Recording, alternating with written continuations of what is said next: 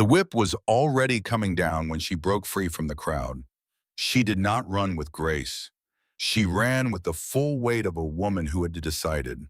She reached the mountain man half a heartbeat before the leather did wrapped her arms around his bleeding waist and offered her own back to what was coming.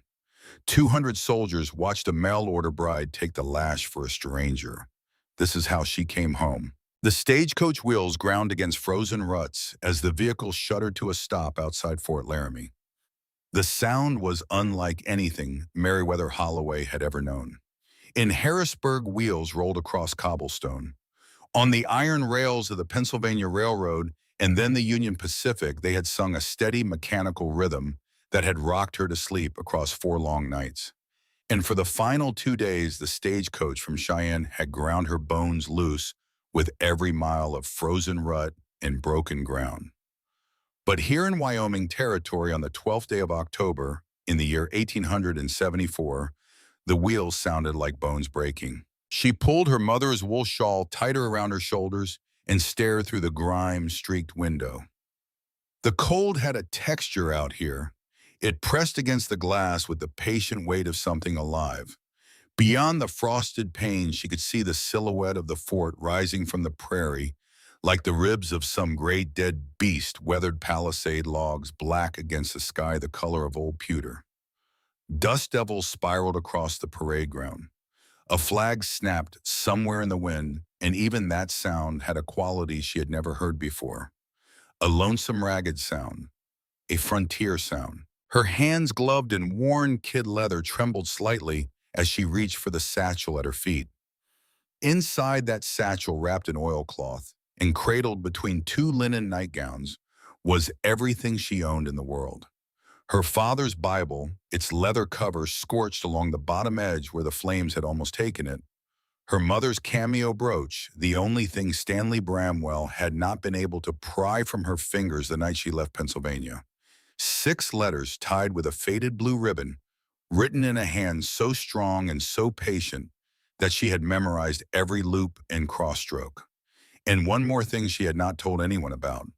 A small pewter locket containing a single lock of her father's hair cut from his temple on the morning of the funeral. The driver dropped down from his perch and wrenched open the coach door. Wind rushed in like a slap. He was a grizzled man with a beard the color of dirty snow, and he spat tobacco juice into the dust before offering her a hand calloused enough to scrape bark off a pine. "End of the line, miss. Fort Laramie. Watch your step." She placed her gloved hand in his rough palm and stepped down into air so cold it burned her lungs. Her boots sank an inch into frozen mud.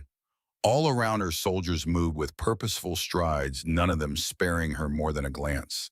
The fort was a living organism of bluecoats and horses and the constant hammer of a blacksmith's work, and she was the smallest part of it, an intruder, a stranger, a mail-order bride without a groom. She had expected him to be here. Amos Thorne, the man who had written her 6 letters over 4 months, each one arriving on the first Tuesday of the month like clockwork, each one sealed with the impression of a small pine cone pressed into red wax. He had promised in his last letter that he would meet the coach when it arrived. He had described himself so she would know him.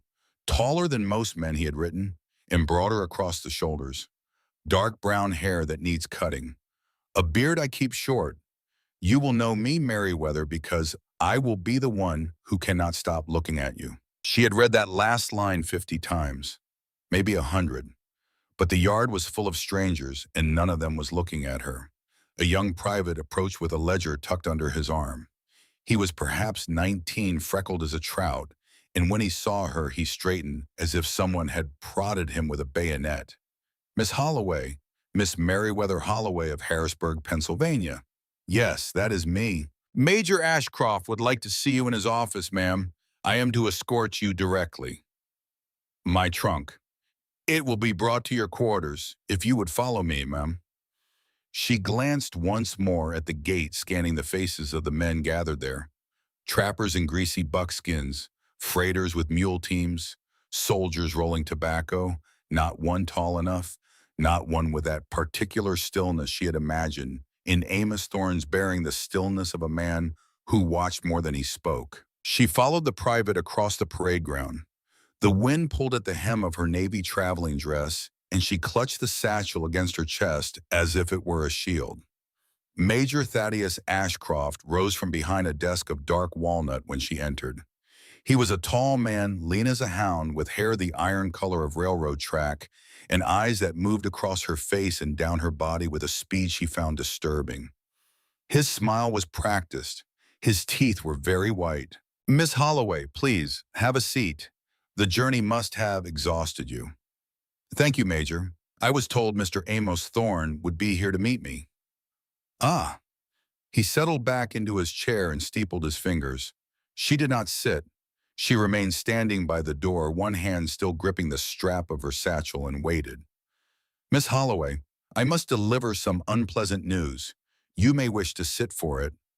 "I will stand, sir." He studied her for a long moment. Something flickered behind his eyes, something calculating, and then the practiced smile returned. "Amos Thorne is a mountain man, Miss Holloway. One of 3 brothers who trap in the Wind River Range. They are not welcome inside this fort. A year ago, Amos Thorne broke a corporal's jaw in an altercation over a Lakota woman at the trading post. Since that incident, he has been barred from these grounds. I tell you this with regret because a young woman of your quality should not be promised to such a man." She felt the words like cold water down her spine. Amos had written nothing of this in his letters. He had written of the mountains and the pines and the way snow fell on the high meadows in great silent drifts. He had written of a cabin he was building, the hearth of river granite, a root cellar dug into the hillside. He had never once mentioned violence. "What do you propose, Major?" "I propose that you accept temporary employment here at the fort while we determine a suitable arrangement for your return to Pennsylvania. Your stage fare west has already been paid, but the return fare will require funds you do not possess. We have need of a laundress and a baker. The work is honest. The wages are fair. In a matter of months, you will have the means to go home." "I have no home to go to, Major." He raised one eyebrow. The gesture was subtle, and something in it made her skin crawl. "Then perhaps we shall find other arrangements, Miss Holloway. In time." She did not answer. She had met men like Thaddeus Ashcroft before. Men who used words the way a snake uses venom, slow and deliberate, and always with purpose. She nodded once crisply and accepted the quarters he offered. A small detached room behind the bakery, a cot, a stove, a window that faced the rising sun. That night alone, by the light of a single tallow candle, she opened her trunk to unpack. And at the very bottom beneath her folded nightgowns, beneath the oilcloth, wrapping tucked between the pages of her father's Bible so that no hand but hers would have found it, she discovered something that had not been there when she left Pennsylvania. A small piece of pine wood no larger than her thumb carved into the shape of a wren. A songbird, the very bird her grandmother had called her when she was small. The name only her father had used. The name she had written in one letter, one single letter, to a man she had never met. Her heart stopped beating for one long moment and then began to pound against her ribs like a trapped thing. She turned the carving over in her fingers. The wood was warm, recently worked. The curves had been shaped by a blade held in a steady hand, and on the underside, so small she almost missed it, were 3 tiny notches cut in a row. 3 peaks. The Wind River Range. He had been here. He had been inside this fort, inside her very quarters, and he had slipped this carving into her Bible without leaving a single other trace, which meant he was not barred from Fort Laramie at all, which meant Major Ashcroft had lied. She blew out the candle and sat in the dark and pressed the little wren against her lips. Somewhere in the mountains beyond the palisade, a wolf called. The sound carried clear across the frozen prairie, long and low and full of mourning. She listened until it faded, and then she whispered into the dark, "Amos Thorne, I know you are out there." The days that followed taught her the rhythm of the fort. Before dawn, she was at the bakery, sleeves rolled to her elbows, arms dusted white to the shoulders as she worked the dough for 40 loaves. By the time the bugle sounded reveille, the first batch was in the brick oven. By mid-morning, she had moved to the wash house where she hauled gray wool uniforms through vats of lye soap so strong it made her eyes water. Her hands once soft cracked at the knuckles. Her back ached, her feet blistered, and every day the soldiers called her names. Some of the names were almost affectionate: Biscuit, Lily, Sweetness. Words murmured by lonely men who had not seen a proper woman in months and who mistook her pleasant demeanor for invitation. She turned those aside with a cool smile and a faster stride. Some of the names were not affectionate. The plump Lily was the one the men liked best. They said it with the crooked smiles of men testing how much cruelty a woman would absorb. She gave them no reaction at all. Her father had raised her to understand that silence was sometimes the loudest answer a woman could give.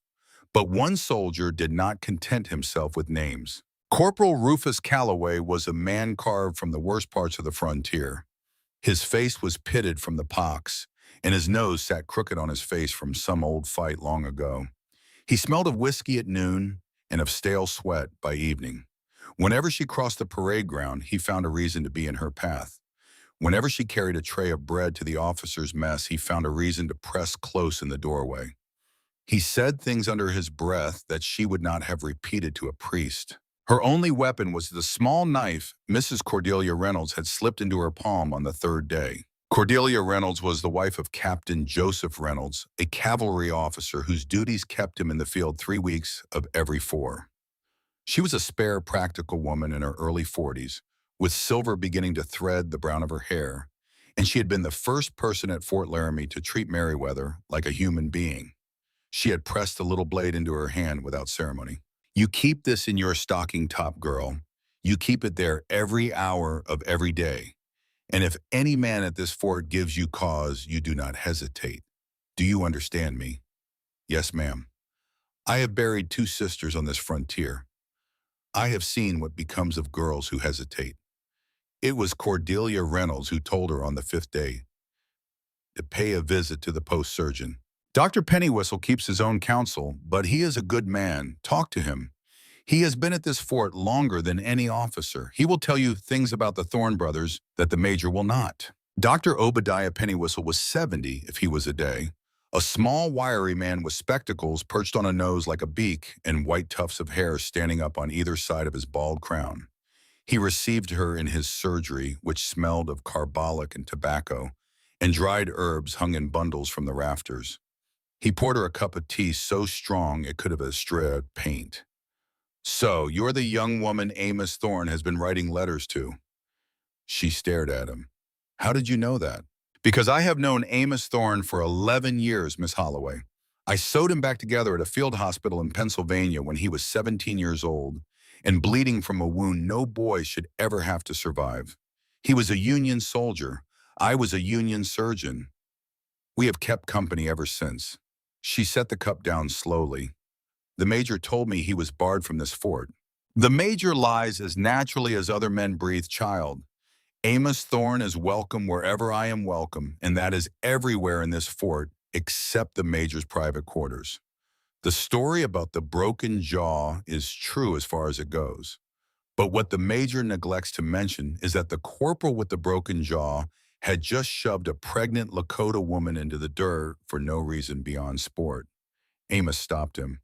The corporal drew a knife. Amos broke his jaw. That is the whole of it. "Who was the corporal?" Pennywhistle looked at her over the rims of his spectacles. "Rufus Calloway."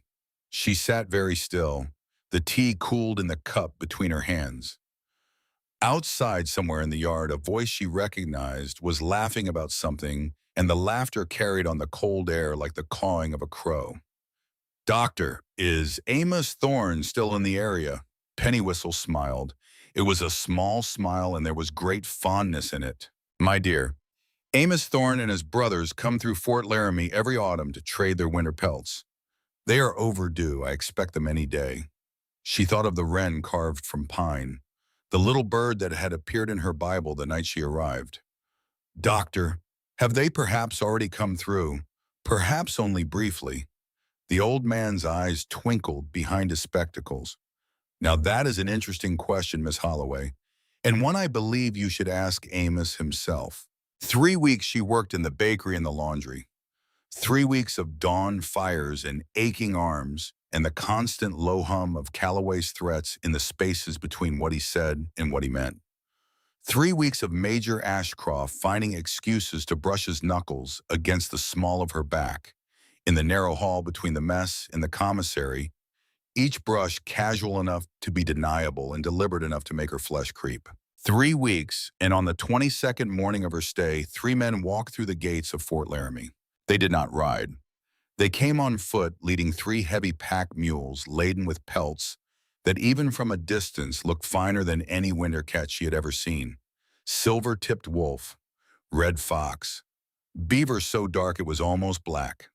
The men walked abreast, taking up the entire width of the gate, and the ordinary noise of the fort died around them, as if someone had lowered a great hand over the parade ground and pressed the sound flat. They were identical. That was what stopped her breath. 3 identical men, each standing 6'5", each broad across the shoulders, each with dark brown hair that wanted cutting and a short beard, and eyes the particular honey amber of late afternoon light on old whiskey. They moved in perfect unison, the way horses yoked together will step together without conscious thought. They wore smoke-tanned buckskins darkened with years of grease and wood ash, and each of them carried a heavy Sharps rifle in the crook of his arm as naturally as another man would carry an umbrella. She was at the laundry line pinning wet linens to a length of rope strung between 2 posts. Her hand stopped moving. A soldier near her muttered an oath. Lord have mercy, the thorns. The 3 brothers walked toward the sutler's store. They did not look at the soldiers. They did not look at the flag. They looked only ahead, their stride unhurried and unbroken, and the enlisted men who had been swaggering and joking a moment before now moved out of the way without quite knowing why they were doing it. As they passed the laundry line, one of the linens she had pinned slipped from its clip and drifted down into the frozen mud. The man at the front of the 3 stopped walking. He turned and looked at her, straight at her, and his eyes, those honey amber eyes, did not drop to her body the way most men's eyes drop. They did not measure the width of her waist or the fullness of her hips. They fixed on her face and stayed there. He bent down. His knees cracked softly. He picked up the linen. He shook the dust from it with 2 sharp flicks of his wrist, folded it with a care that had surprised her, and placed it back atop the basket. Ma'am, his voice was deep, deeper than the letters had suggested. It carried the gravel of a man who did not often speak and who used each word like a saved coin. Sir, I'm late. I owe you an apology. How did you know it was me? He looked at her, really looked, and for a single heartbeat his hard, weathered face softened into something almost boyish.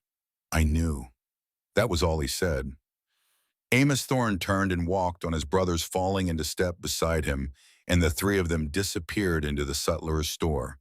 And she stood there frozen in the cold autumn wind, with her heart doing something in her chest that it had never done before, something bright and terrified and alive. Behind her at the corner of the commissary, Corporal Rufus Calloway stood smoking a cheap cigar. He had watched the whole exchange. She did not see him, but he saw her.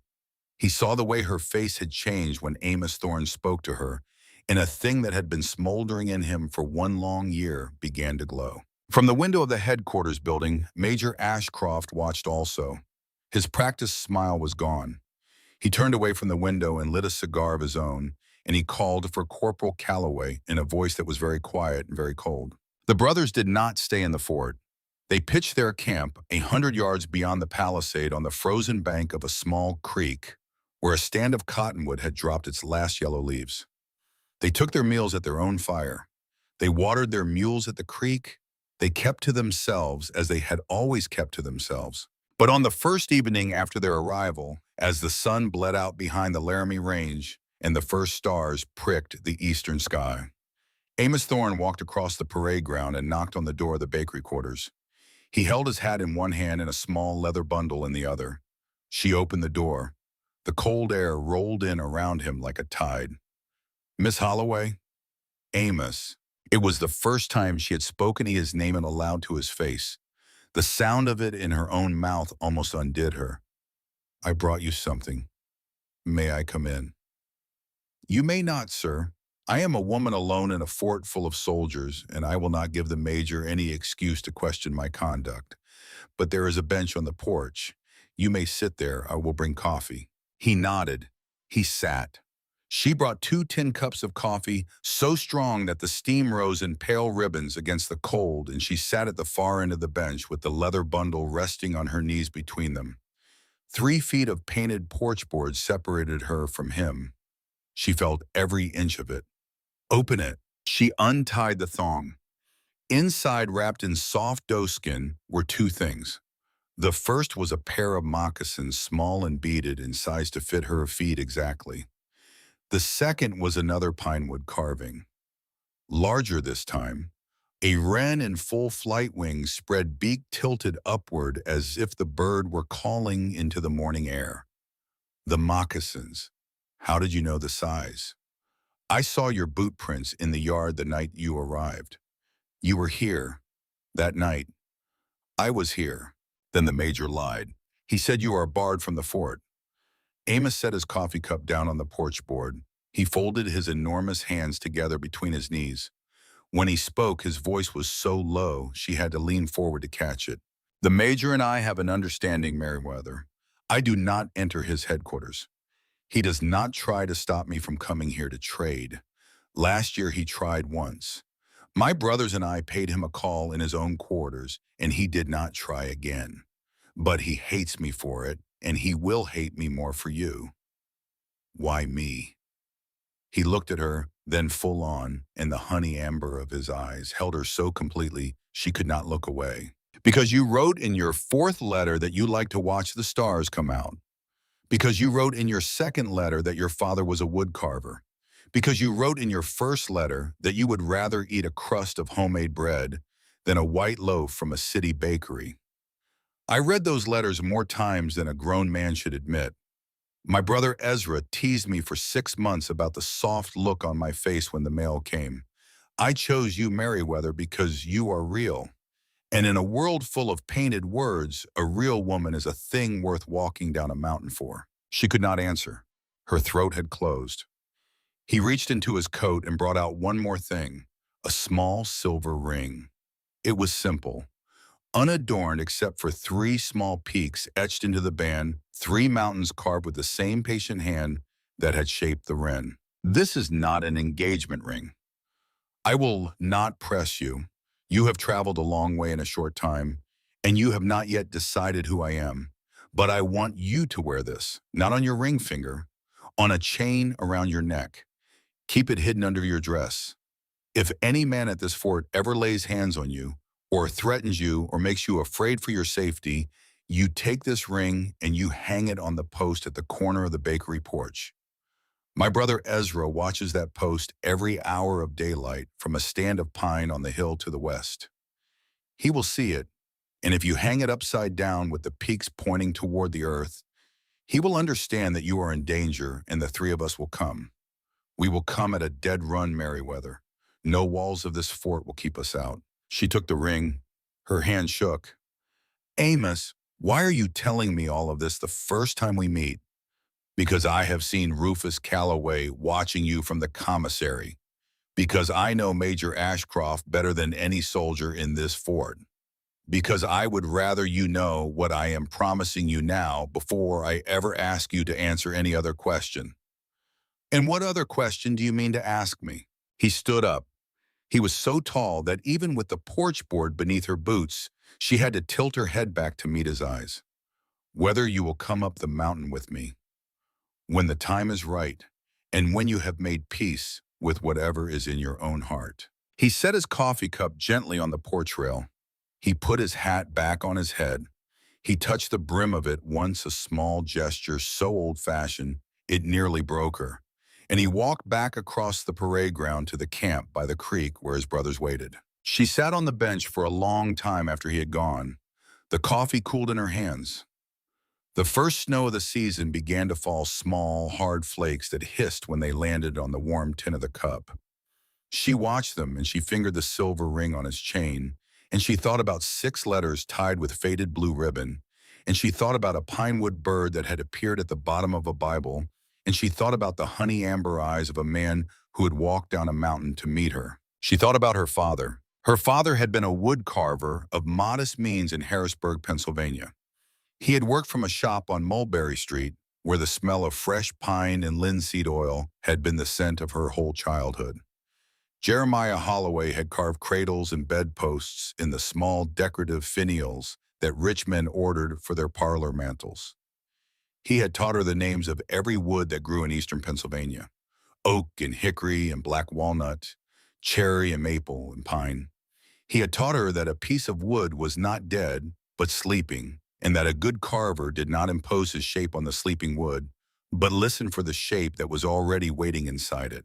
He had died of consumption in the spring of 1871, leaving her mother with debts and a 15-year-old daughter and very little else. Her mother had remarried within a year.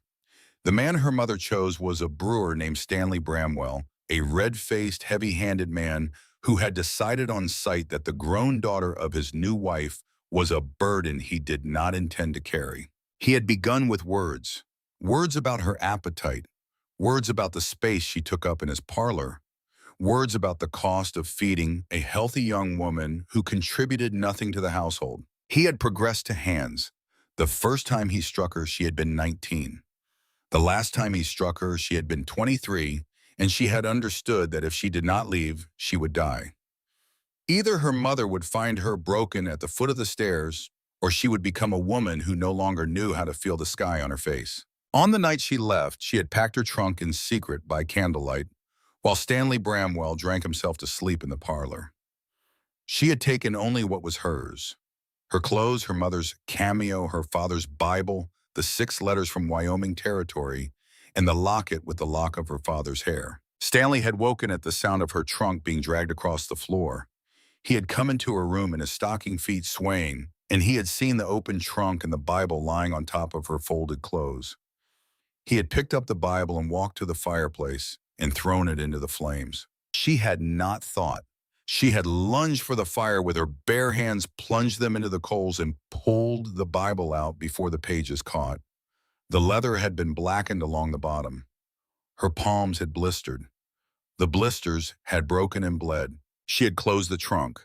She had walked out the front door carrying the trunk herself.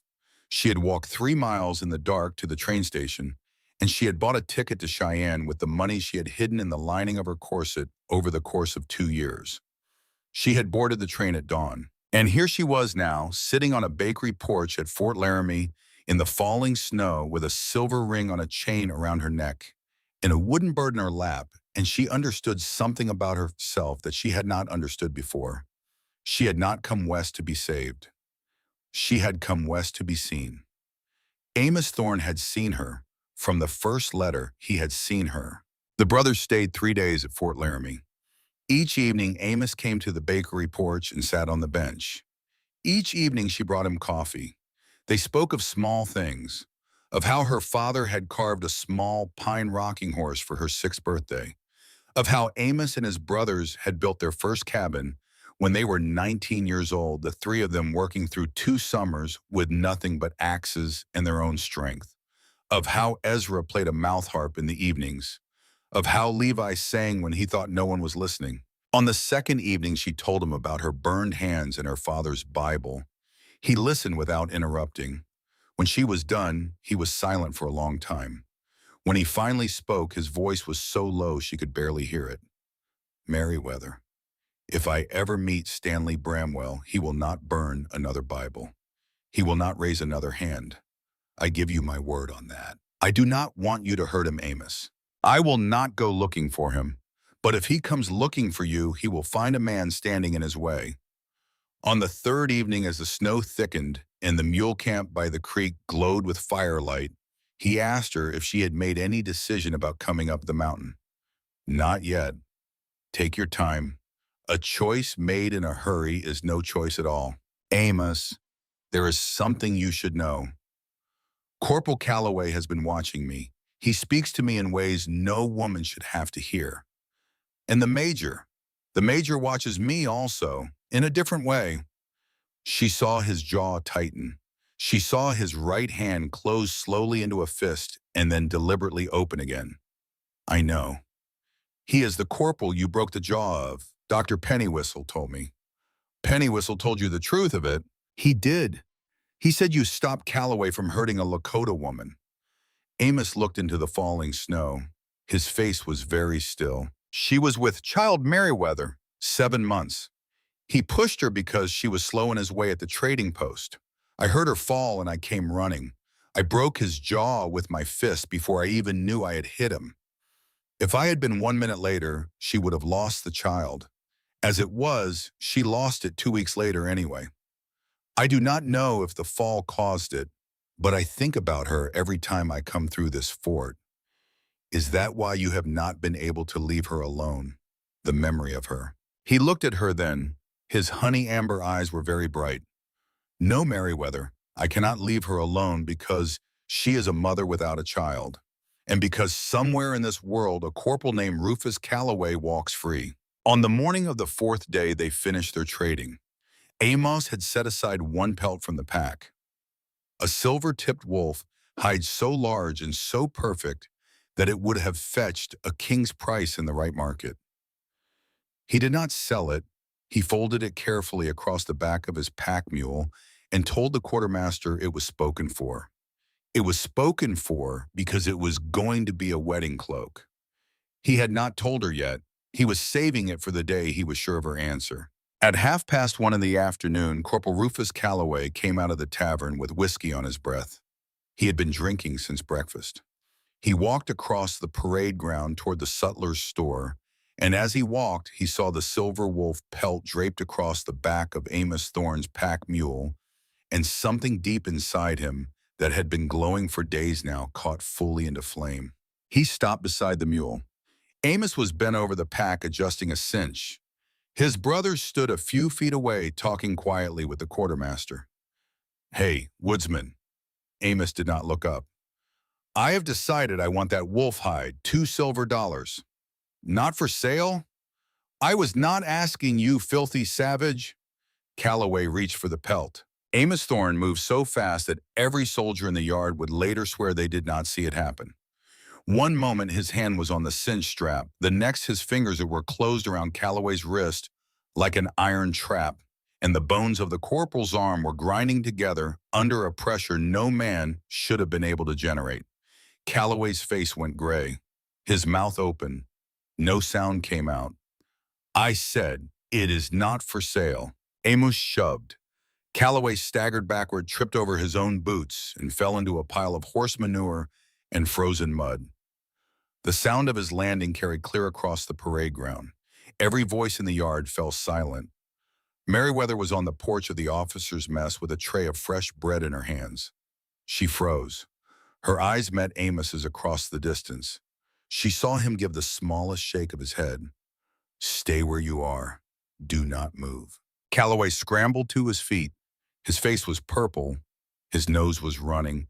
He clawed at the flap of his holster and jerked out his Colt revolver. "You assault a uniform, you die." Before he could draw back the hammer, Amos's boot shot out and kicked the pistol from his hand. It spun across the dirt. And then Amos Thorne, a man who had not thrown a punch in 12 months because he had promised himself he would not deliver a single blow to the corporal's face. The sound of cartilage breaking echoed off the palisade logs. Calloway dropped like a sack of grain. A dozen rifles came up. Bolts snapped. Shouts rose. From the headquarters porch, a voice boomed out across the yard. "Stand down, all of you." Major Thaddeus Ashcroft strode into the center of the parade ground. He surveyed the scene with an expression of cold satisfaction he did not quite manage to hide. His corporal lay bleeding in the dirt. His rival stood alone against a dozen rifles. And the mail-order bride he had already begun to think of as his own property stood watching from the mess porch with bread in her hands. He drew on me first, Major. "You are a civilian on a military installation, Mr. Thorne. You have struck a non-commissioned officer of the United States Army. The penalty for that offense on this frontier and in this year is severe. It was self-defense. From the mess porch, Meriwether's voice rang out high and clear and absolutely unafraid. Major, he is telling the truth. The corporal was drunk. The corporal tried to steal his property. The corporal drew his revolver first. I saw it with my own eyes, and I will swear to it before any court in the territory. Ashcroft turned his head slowly, his cold eyes fixed on her. Miss Holloway, your input is neither requested nor required. Return to the kitchens. She did not move. Ashcroft turned back to his men. Seize him. Strip him to the waist. 20 lashes at the post. An example will be made of what happens to mountain men who raise their hands to soldiers of the United States Army. Ezra and Levi took a single step forward. Amos did not turn his head. He only spoke very quietly, and his brothers stopped where they stood. No. The single word held them. Amos looked once more across the parade ground at Meriwether. His honey amber eyes held hers. He shook his head so slightly that no one else in the yard saw it. Do not fight. Do not give them a reason. Not yet. Then he allowed the guards to take his rifle and his knife. He allowed them to march him across the yard to the heavy wooden whipping post that stood at the very center of the parade ground. The drum began to beat slow and ominous, and every soldier in Fort Laramie was ordered to assemble. Meriwether Holloway stood frozen on the mess porch with a tray of bread in her hands and a silver ring burning against her breastbone beneath her dress, and she understood that the world had just split in two, the life before this moment and the life after. She did not yet know what she would do. She knew only that she would do something. She knew only that the man being tied to the whipping post had walked down a mountain for her, and that she would not let him bleed alone. In the crowd at the edge of the yard, a soldier leaned to another and whispered behind his hand, "The major is going to let Calloway hold the whip." And the other soldier, an older man, who had fought at Shiloh and who had seen more cruelty than any man should carry, shook his head slowly and said nothing at all. The first lash fell. The sound of the first stroke carried across the parade ground like the crack of a dry branch breaking in winter. The leather bit into the skin. The skin between Amos Thorne's shoulder blades and a thin red line opened in the cold air. He did not cry out. He did not flinch.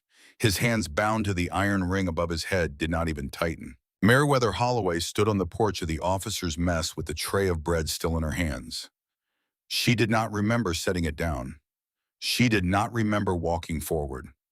She was only aware that her feet were moving one before the other and that the older soldiers in the crowd were parting to let her through the way a crowd parts for a priest at a funeral. Dr. Obadiah Pennywhistle met her halfway. He put his small, wiry hand on her elbow and guided her to a spot at the edge of the gathering near the corner of the stockade wall where the wind shelter was best.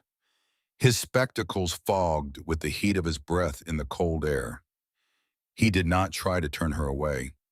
"Watch, child, but do not move. Do you hear me?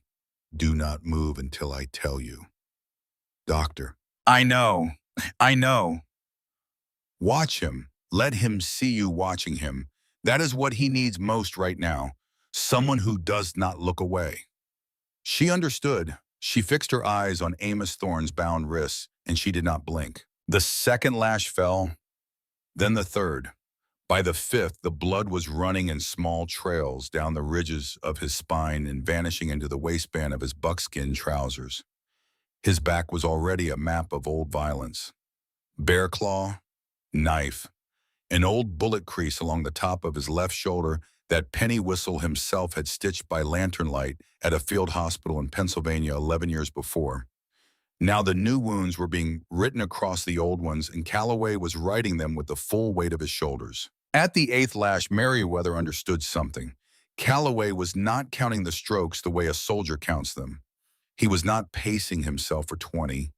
He was pouring every drop of a year's worth of humiliation into each swing of his arm. He meant to kill Amos at the post. He meant to make it look like a legitimate punishment gone too far. Major Ashcroft stood on the porch of the headquarters building with a cigar between his teeth and an expression of careful blankness on his face. He was counting, but he was counting slowly. He was not going to stop Calloway at 20. At the 10th lash, Ezra Thorne, who had been held back by 4 soldiers at the gate, let out a sound that was not quite a word. It was the sound a man makes when something inside him is being torn in half. Levi Thorne had stopped struggling. He was standing very still with his head lowered, and Meriwether understood with a cold certainty that Levi was counting too. Levi was memorizing the face of every soldier holding a rifle. Levi was preparing. At the 12th lash, Amos Thorne began to sway. It was a small movement, just a settling of his weight. But Pennywhistle saw it, and the old surgeon made a small, sharp sound under his breath. He is going into shock. His heart cannot keep up with the blood loss much longer. If Calloway puts another 10 lashes into him, he will die at the post. Doctor. Not yet, child, not yet. At the 15th lash, Calloway stepped back. He stretched his shoulders. He wiped his bloody palm on his trousers. He was smiling. He turned to look at the crowd, and his smile widened when he saw Meriwether at the front of it. He raised the whip in a slow, deliberate motion high above his head, preparing to bring it down with every ounce of weight his body could produce. He meant this stroke to tear muscle from bone. That was when Meriwether moved. She did not think. Thought had left her a dozen strokes ago. What moved her forward was older than thought. It was the thing in her that had plunged her bare hands into the flames of a Harrisburg fireplace to save a burning Bible. It was the thing in her father that had shaped wood until wood spoke. It was the thing her grandmother had named when she called a small, quiet child her little wren. She pushed past 2 soldiers who had not expected her to move. Her shoulder caught the first one hard enough to spin him. The second one reached for her arm, and she twisted away from him the way she had learned to twist away from Stanley Bramwell in the kitchen in Harrisburg. She did not run with grace. She ran with the full weight of a woman who had decided. Calloway was already bringing the whip down. He was fully committed to the stroke. He could not have stopped if he had wanted to, and he did not want to. Meriwether reached Amos Thorne half a heartbeat before the whip did. She did not try to shield his back with her hands. She knew her hands could not stop leather traveling at that speed. Instead, she threw her whole body against his chest, wrapping her arms around his waist, pressing her cheek flat against the bloody side of his ribs, and she offered the broad span of her own back to what was coming. The whip came down. The sound of it striking her was different from the sound of it striking him. It was not the dry crack of a branch. It was a wet, heavy thud, the sound of something hitting something soft, and the leather cord wrapped itself around her back and shoulders in a diagonal line that crossed from her left shoulder blade to her right hip. The fabric of her navy traveling dress, already worn from 3 weeks of hard labor, split open along the line of the lash as if it had been cut with a knife. The cotton chemise beneath it split a heartbeat later. The skin beneath the chemise opened. She did not fall. That was the thing that afterwards she could never quite explain to anyone. She should have fallen. A smaller woman, a woman built the way Ashcroft and his soldiers assumed women should be built, would have gone down with the first blow. Meriwether Holloway locked her knees and she locked her arms around Amos Thorne's waist, and she held. A collective sound came from the crowd. It was not a gasp. A gasp is a short sound. This was longer. It was the sound of 200 people inhaling at once and then forgetting how to let the breath out. It was the sound of a garrison realizing that something had just happened that could not be undone. Amos Thorne turned his head as far as his bound wrists would allow. Meriwether. His voice broke on her name. She had never heard a man's voice break before. Not her father's, not anyone's. She felt the break of it go through her body like a second lash. I am here, Amos. Get off me, please, please get off me. No. Above them, Calloway had frozen with the whip still raised. For one full second, he did not understand what he was looking at. His whiskey-soaked mind was slow to process the image of a woman's body wrapped around the back of the man he was trying to kill. And then understanding came, and with it came a rage so hot and so pure that any last human restraint in him burned away. Get off him, you fat cow. He drew his arm back again. From the porch of the headquarters, Major Thaddeus Ashcroft finally understood what was happening to his carefully constructed execution. A flogging of a civilian male on frontier grounds, even a wrongful one, could be explained away in a Washington inquiry. A flogging of a civilian woman could not. He had just watched his corporal lay the second stroke across the back of a white woman in front of 200 witnesses, and if Calloway delivered a third, there was no lie on earth that would save Ashcroft's commission. "Corporal, hold your arm." "Corporal," I said, "hold." Calloway did not hold. The whip began to come down a second time, and that was when Amos Thorne stopped being a man. What came out of his throat, Zorro, was not a human sound. It began somewhere deeper than language, somewhere in the part of the body that animals use when their young are threatened, and it rose through his chest and out of his open mouth with a volume that shook the window panes of the headquarters building. Meriwether felt it through her own ribs where she was pressed against him. She felt his entire body swell. The muscles of his shoulders and back and arms gathered themselves into something larger than they had any right to be. The leather straps around his wrists creaked. The iron ring above his head groaned, and the ring on the right side tore free of the post. The sound of wood splintering was like a small cannon. A chunk of oak, as long as a man's forearm, came away with the iron ring still attached to it, and the whole piece swung down through the air, still chained to Amos Thorne's bleeding wrist. Calloway, whose whip was already descending, saw it coming. He tried to turn. He was far too slow. Amos's free right hand closed around the descending leather cord of the whip in midair. The friction of braided leather at full velocity tore the skin from his palm in a single long strip. He did not flinch. He yanked. Rufus Calloway left the ground. He was not a small man. He had to weigh 170 pounds in his boots. But the pull of Amos Thorne's arm lifted him clean off his feet and dragged him forward through the air as if he were a child's doll. He was still in the air, his own face now stretched with an understanding that had come far too late, when Amos's left fist, the one still chained to the iron ring, and the splintered chunk of oak met the side of his skull. The sound was not a crack. It was softer than that, wetter. It was the sound of something breaking inside a thin shell, and Calloway's body dropped straight down and did not move again. A dark pool spread out from beneath his head and began to steam in the cold air. For one long heartbeat, nothing happened. No one spoke. No one fired. The entire garrison of Fort Laramie stood frozen in place, and the only sound on the parade ground was the small wet panting of Amos Thorne's breath and the drip of blood from Meriwether's ruined back onto the frozen dirt. Then Amos turned. He turned very slowly, still, chained by one wrist to the post with the iron ring and its chunk of oak swinging from his free hand like a medieval weapon. His eyes swept the ring of rifles. The soldiers holding those rifles had fought at Shiloh and Antietam and Cold Harbor. They had seen more death than any men should have to see, and to a man they took one full step backward. Amos put his body in front of Meriwether's. He placed himself between her and every gun on the parade ground. Who was next? It was not a question, it was a statement. It was a promise. His honey amber eyes had gone a color no one present had ever seen in a human eye before. They had gone the flat, bright color of a gun barrel held in a forge.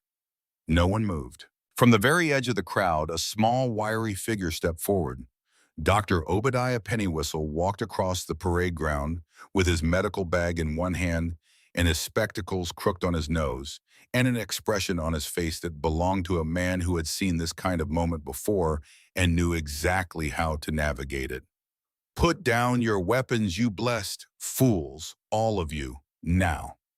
"Doctor, you will not." "I will do exactly as I please, Major. You have just allowed a civilian woman to be flogged in front of 200 witnesses. Your career ended 30 seconds ago. Whether you end this afternoon with a live prisoner and a live doctor, or with a pile of corpses in a telegram to Washington that will see you hanged, is the only remaining question. Choose carefully." Ashcroft's face went the color of dirty paper. Pennywhistle stopped 5 paces from Amos. He did not lift his hands. He did not raise his voice.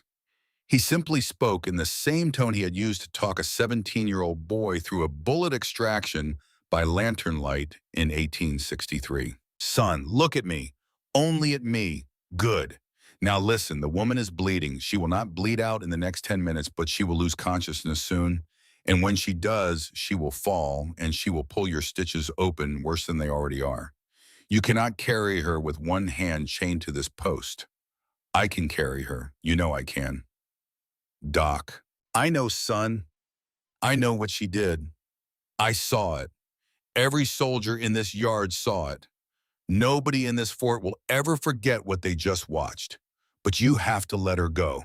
Right now. Amos's throat worked. The bright beryl color in his eyes flickered. You fix her back. You fix it. Do you hear me? Every stitch. I swear it on the grave of my wife. Every stitch. If she dies under your hands, she will not on my watch. Amos slowly, carefully, with an effort that was clearly costing him something no one else could see, opened his right hand. The iron ring and the chunk of oak hit the frozen dirt with a thud that everyone felt in the soles of their boots. He turned his head just enough to see Merriweather's face against his ribs. Merriweather, let go.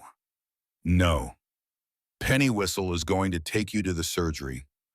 I will come to you as soon as they let me. I swear it. Let go. She lifted her face from his side. Her cheek was smeared with his blood. Her eyes were open very wide and so blue in the cold gray light that they looked almost white. She did not let go of him. Amos, if they take me away and hurt you, they will not. Not now. Not after what you did. Let go. She let go. Her knees buckled almost at once. Pennywhistle moved faster than his age should have allowed.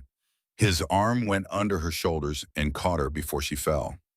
A stretcher was already being unrolled by two privates who had served under Pennywhistle's care during the war, and who took orders from him the way they had never quite taken them from any officer.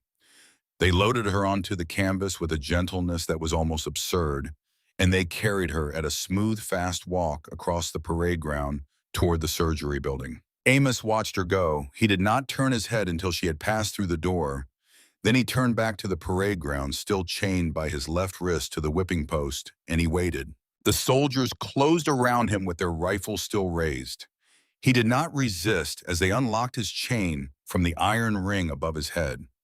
He did not resist as they clamped heavy iron manacles around his wrists and ankles.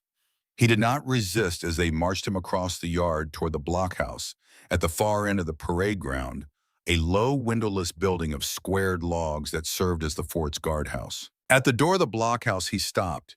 He turned his head once more slowly, and he looked across the yard at the open door of the surgery building. His lips moved.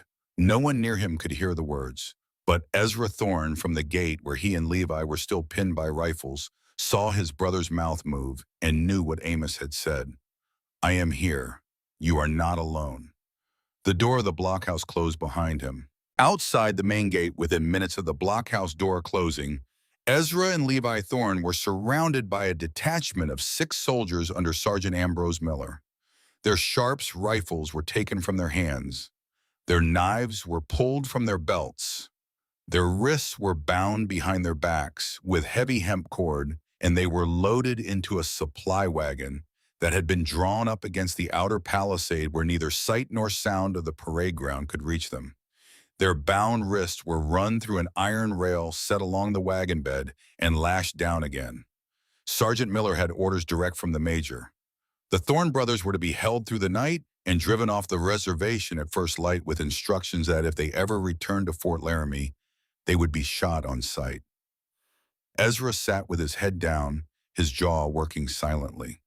Levi stared at the fort walls with an expression that any man of sense would have read and feared. Inside the surgery building, Dr. Pennywhistle worked with a focused speed that belied the tremor in his hands. He was old. He would not have tried to deceive anyone about that. But his hands, when they held a needle, were the hands of a surgeon who had sewn 3,000 men back together on battlefields across a continent, and those hands did not shake when they were doing what they were meant to do. He cut away the ruined back of Merriweather's dress with a pair of heavy shears. He cut away the blood-soaked chemise beneath it. He rinsed the wound with a basin of warm water and hard lye soap, and when she bit down on the leather strap he had pressed between her teeth, he poured a full measure of raw whiskey directly into the open laceration to clean it. She screamed. She had promised herself she would not. She had promised herself that Amos Thorne, locked in a cell somewhere across the parade ground, would not hear her scream. But the pain of the whiskey on raw muscle was beyond what she had known pain could be, and the scream came out of her before she could stop it. She bit through the leather strap. She bit through her own lip. Pennywhistle did not pause. He could not afford to pause. He began stitching, and his gnarled fingers moved with the same patient listening quality her father had once used when he carved pine. Mrs. Cordelia Reynolds stood at Merryweather's head, one hand pressed firmly across her forehead to hold her still, the other hand gripping Merryweather's hand. "Squeeze, child. Squeeze as hard as you can. Break my bones if you have to.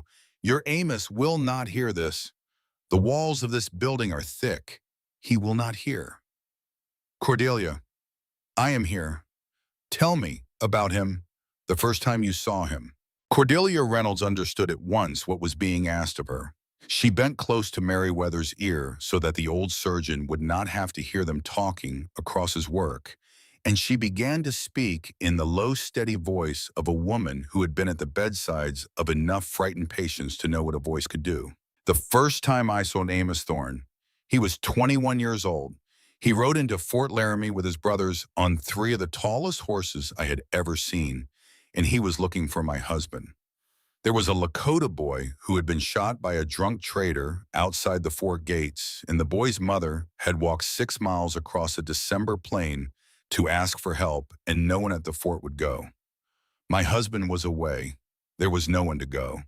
And then the Thorne brothers rode in. They did not ask permission. They asked only where the boy was. They rode out to him. They brought him back on Amos Thorne's own saddle. Dr. Pennywhistle worked on that boy for 4 hours. He lived. And my husband, when he returned, went to the Thorne camp with a bottle of good bourbon, and he sat with those 3 brothers until dawn. And he came home and he said to me, Cordelia, if ever you need a man on this frontier and I am not here, you send for Amos Thorne." "Cordelia." "Yes, child. I love him." "I know, darling. I know you do. Every soul in that parade ground saw it. Now hush. Let the doctor work." Pennywhistle was weeping as he stitched. He did not stop working, but tears ran down into his beard and dropped onto the canvas of the operating table. He did not try to hide them. He was an old man, and he had earned the right to weep over the back of a young woman who had done what Meriwether Holloway had just done. The stitches took 2 hours. By the time he finished, Meriwether had lost and regained consciousness 3 times, and the whiskey in her bloodstream had done what whiskey does, and she was lying in a twilight state between waking and sleep. Pennywhistle bandaged her with strips of clean linen torn from his own shirts, and he lifted her from the operating table to a narrow cot in the adjoining room with the help of 2 of his young orderlies. He washed his hands. He dried them. He pulled a wooden stool up beside her cot, and he sat down, and he watched her breathe. After a time, Cordelia Reynolds came and sat beside him. "Will she live, Obadiah?" "She will live. The whip missed her spine by less than an inch. If that second stroke had landed even an inch higher, she would be paralyzed. As it stands, she will carry the scars for the rest of her life. But she will walk, and she will work, and she will bear children if God chooses to give them to her." And Amos. Pennywhistle was quiet for a long time. He took off his spectacles and polished them slowly on the hem of his bloody surgical apron. When he put them back on, his eyes were very tired. "That is a more difficult question, Cordelia. Calloway is dead. I examined him at the post. His skull is crushed. There is no argument to be made that the blow was not fatal, and there is no argument to be made that it was delivered in anything other than defense of a flogged woman. But we are at Fort Laramie, and the man in command of Fort Laramie is Thaddeus Ashcroft, and Thaddeus Ashcroft needs Amos Thorne dead before sunrise tomorrow." "Why tomorrow?" "Because every hour that Amos Thorne draws breath is an hour in which a man could be riding to Augur with a message. And if General Augur learns what happened on this parade ground today, Ashcroft will not only lose his commission, he will be court-martialed and he will be hanged. Ashcroft knows this. He will be drawing up execution papers right now. He will find some article of military law he can twist. He will not wait for Washington to send an investigator. He will hang Amos in the parade ground before the sun is up. Then we must send word tonight. Yes, Cordelia, we must. My husband is at Fort Fetterman. I have no way to reach him in time. There is a way. There is always a way, but it will require this young woman to wake up. Cordelia looked down at Merriweather. The girl's face was very pale. Her eyelids fluttered. Her lips moved, shaping a name that had no sound. She will wake. She has not come this far to sleep through the night her husband will hang. He is not her husband yet, Cordelia. Obadiah, you and I both know that is a technicality and nothing more. Pennywhistle nodded. He looked at Merriweather for a long moment. Then he looked at the small window above the cot through which a cold blue dusk was gathering on the parade ground outside. I am going to tell her something when she wakes, something I have not told any living person in 11 years. Because if she is going to write a telegram to General Augur tonight, she must understand why the general will read it. Do you understand me, Cordelia? I do not, but I will not ask. You will not need to. You will hear it when I tell her, and you will keep what you hear until the day you die. I will. Merriweather stirred, her eyes open. They did not focus at first. Then they found Pennywhistle's face. Amos. He is a live child. He is alive, and he is in the blockhouse, and he is unharmed apart from what Calloway did to him before you stopped it. They will hang him. Yes, unless we act tonight. Can you listen to me now? Yes. Pennywhistle leaned close. His voice dropped so low that even Cordelia Reynolds, 2 feet away, had to strain to hear it. Merriweather, listen. The man who commands the Department of the Platte is General Christopher Colin Augur.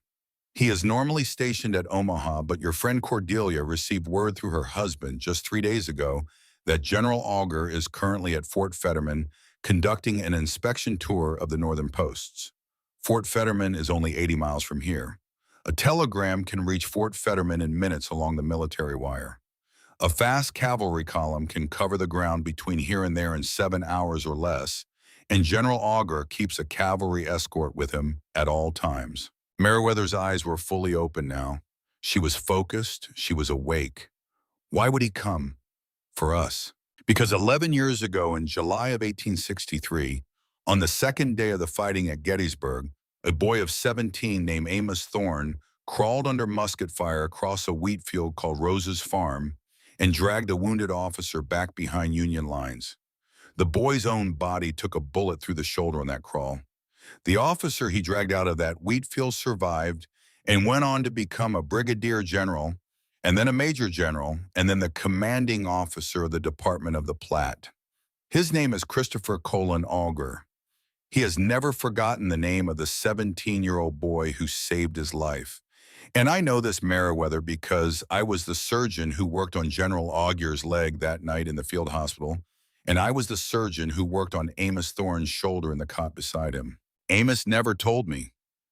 Amos would never tell anyone. That is who Amos is. But General Augur knows. And if a telegram reaches Fort Fetterman tonight with the name Amos Thorne on it, General Augur will move heaven and earth to answer it. How do we send a telegram? The major controls the wire. Pennywhistle smiled. It was a thin, tight smile. He does not control the wire, child.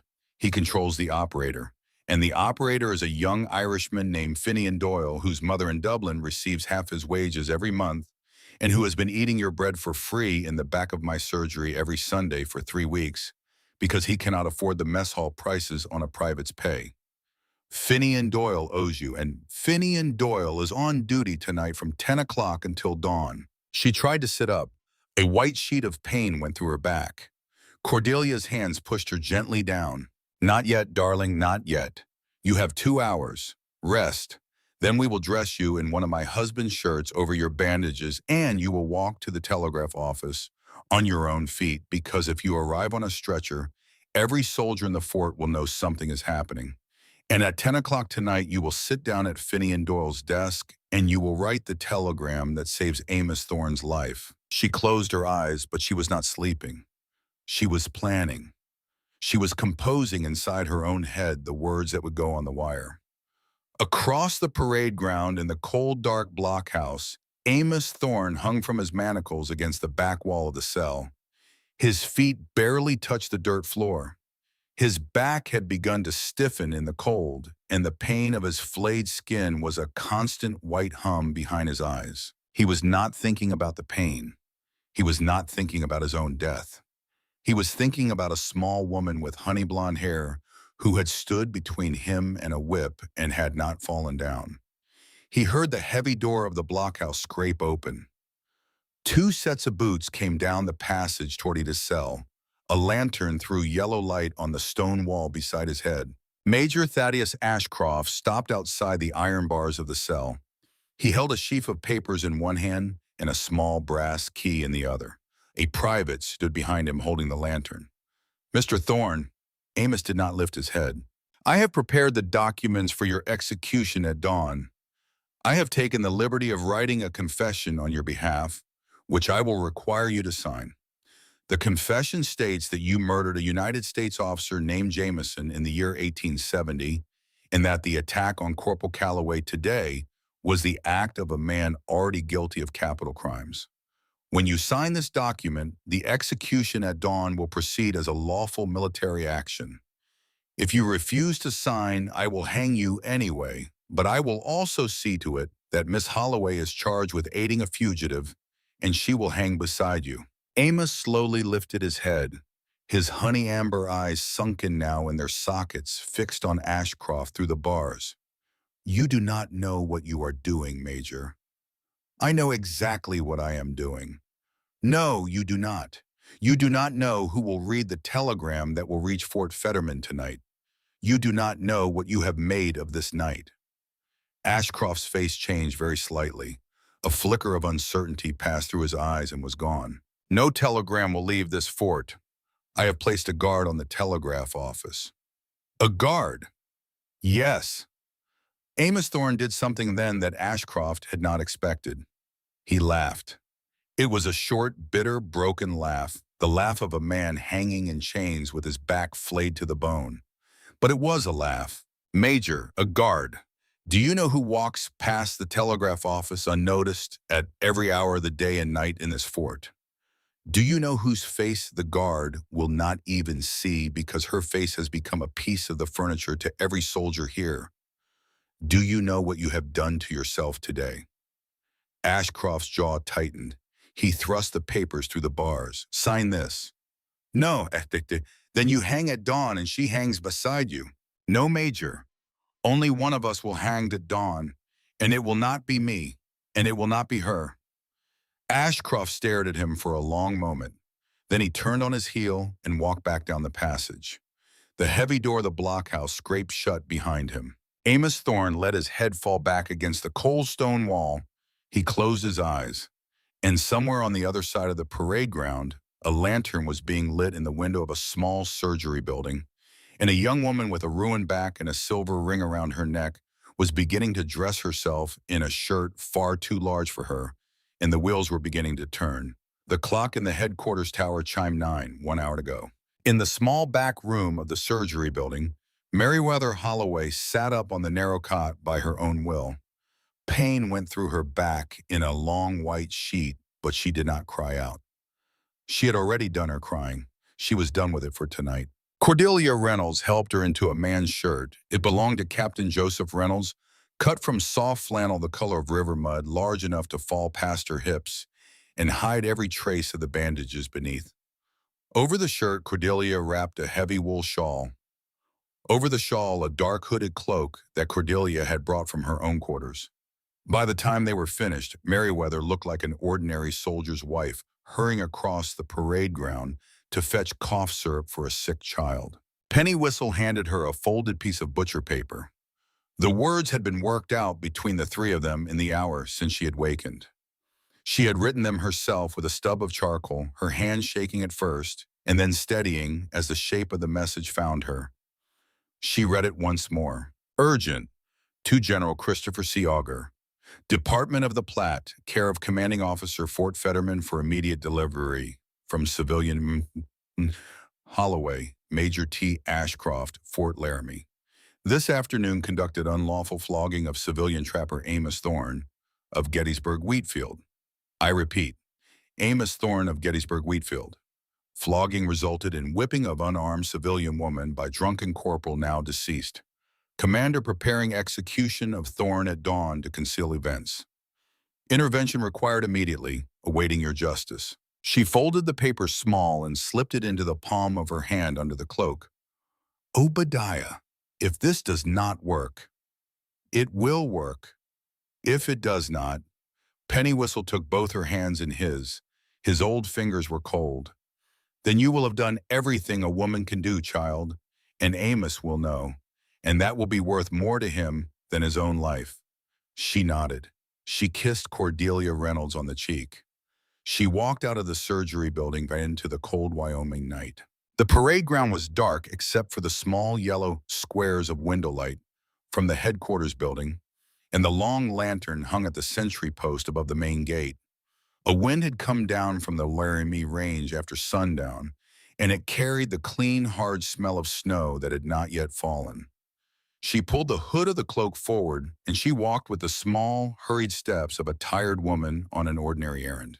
The telegraph office stood against the north wall of the fort, a small squared log building with a stovepipe chimney and a single window that threw yellow light onto the dirt path. A soldier stood at parade rest beside the door with a Springfield rifle on his shoulder. His name was Private Henry Shaw. He was 20 years old. He had been eating Meriwether's bread every morning for 3 weeks. He saw the cloaked figure coming, and he raised his chin. Halt. State your business. Evening, Henry. He peered at her. The hood fell back an inch. His eyes widened. Miss Holloway, ma'am, I was sorry to hear. I was at the post this afternoon. I saw what you did. Henry, I need to see Finian Doyle. Ma'am, I got strict orders from the major. No civilian goes into the telegraph office tonight. No wires go out. I am sorry, ma'am, I truly am, but I have my orders. She stood there in the cold. The wind pulled at the hem of her cloak. She did not argue. She did not plead. She only looked at him, and in the light from the single lantern above the door, he saw her face clearly, and he saw the blood that had soaked through the bandages on her left shoulder and was now spreading a dark stain through the flannel of Captain Reynolds' shirt. Private Henry Shaw was the son of a Presbyterian minister from Western Ohio. He had enlisted at 18 to see the country. He had not expected to be standing in a cold Wyoming night in front of a woman who had been whipped across the back in defense of a stranger and who was now asking him without asking whether he was a man or a uniform. He looked over his left shoulder at the dark parade ground. He looked over his right shoulder at the yellow window of the office. Ma'am, I think I need to take a short walk around this building to check the perimeter for security. It will take me about 6 minutes. I reckon any civilian who happens to slip inside during that time would have to let themselves out again before I return, or the whole perimeter check would have been in vain. Henry, go on, ma'am. She touched his sleeve. Nothing more.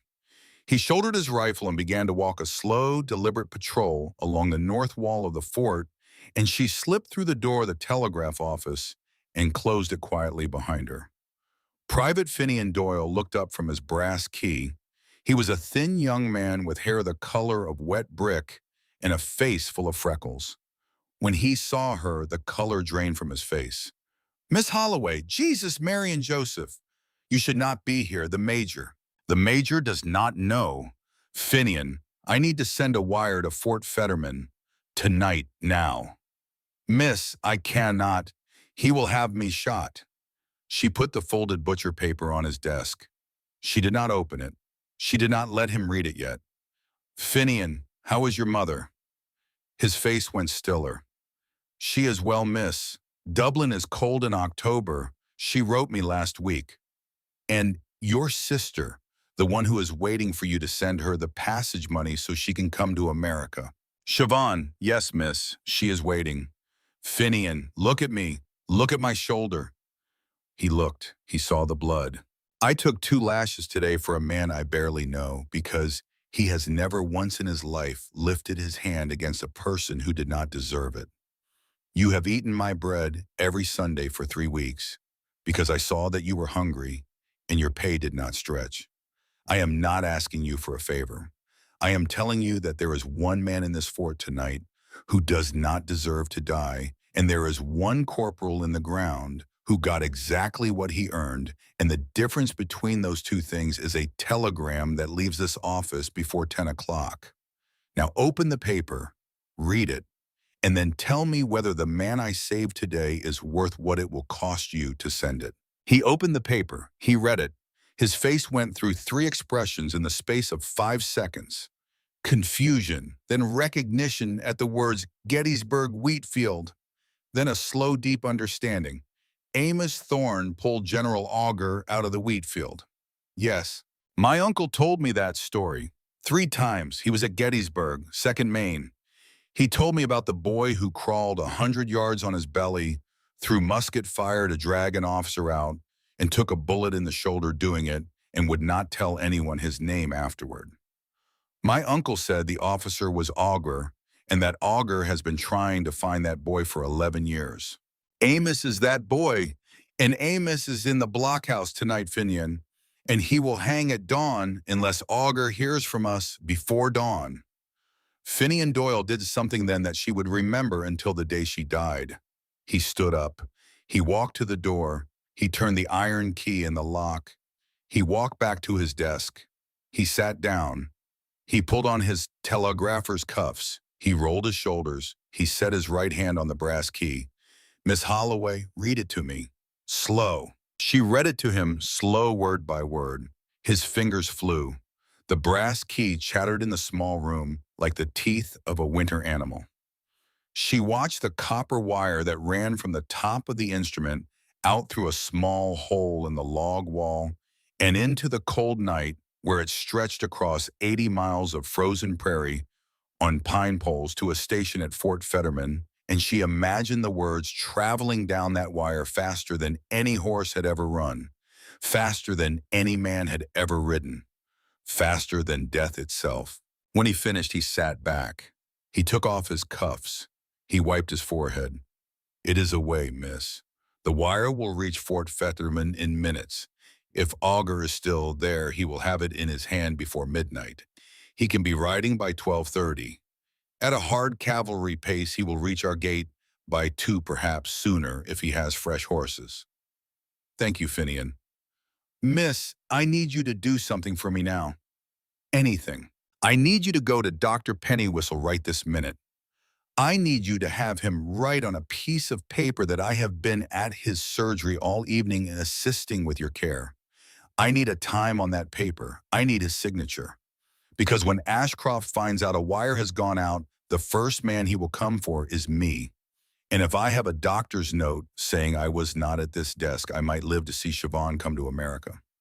He will write it. I will make sure of it. Then go. Henry should be back on his patrol in 2 minutes. Go out the way you came and do not look at anyone. She went.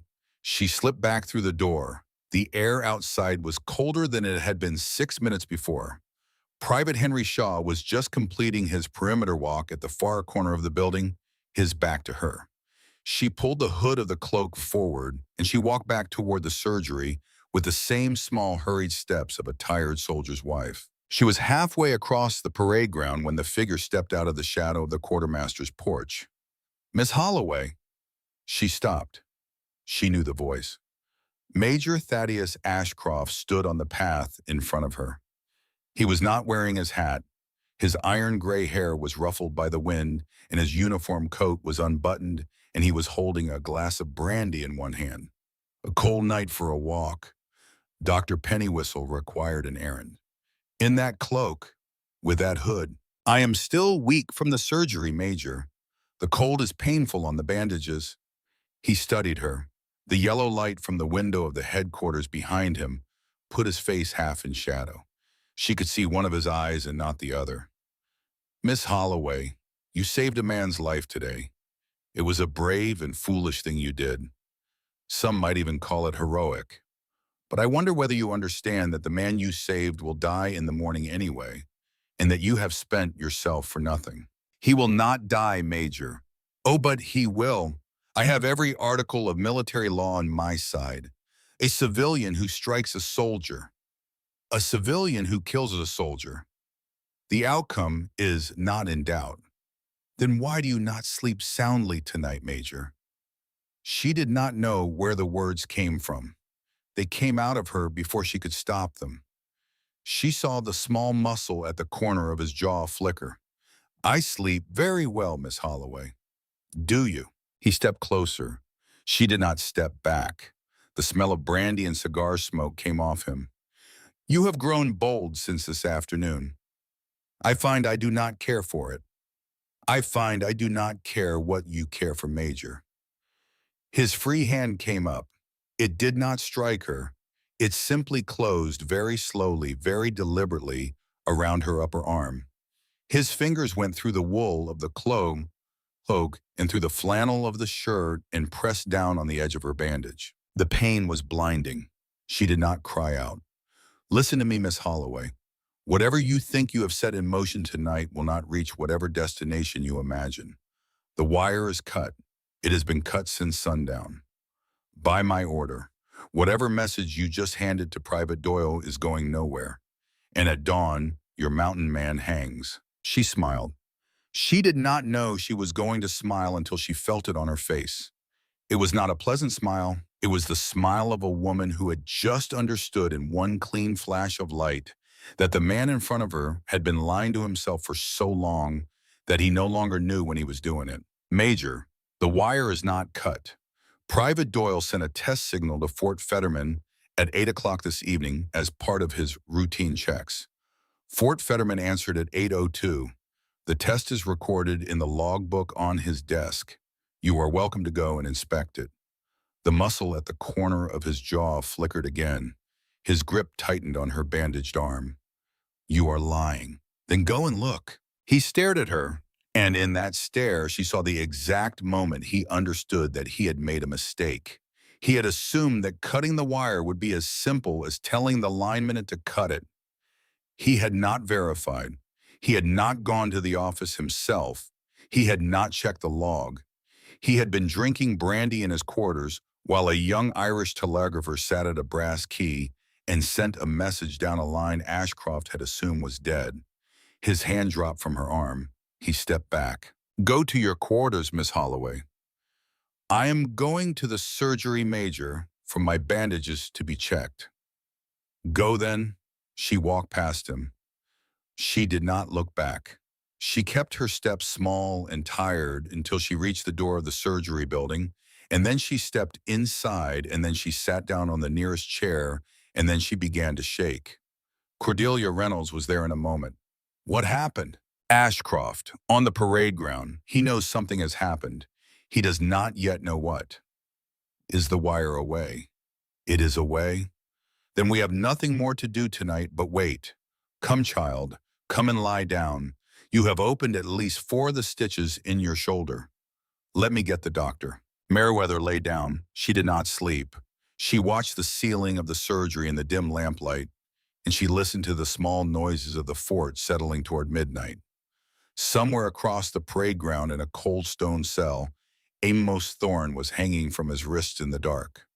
She closed her eyes and she tried with everything in her to send a thought across the yard to him.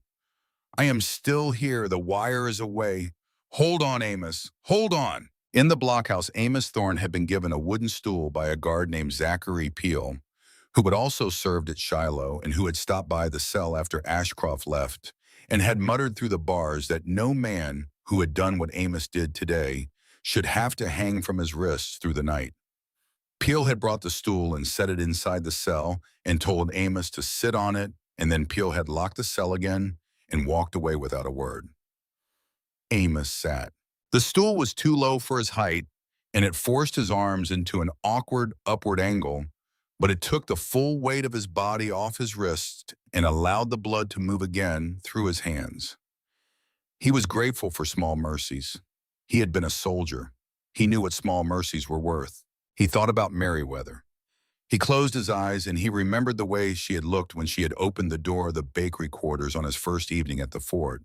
He remembered the careful 3 feet of distance she had kept between them on the porch bench.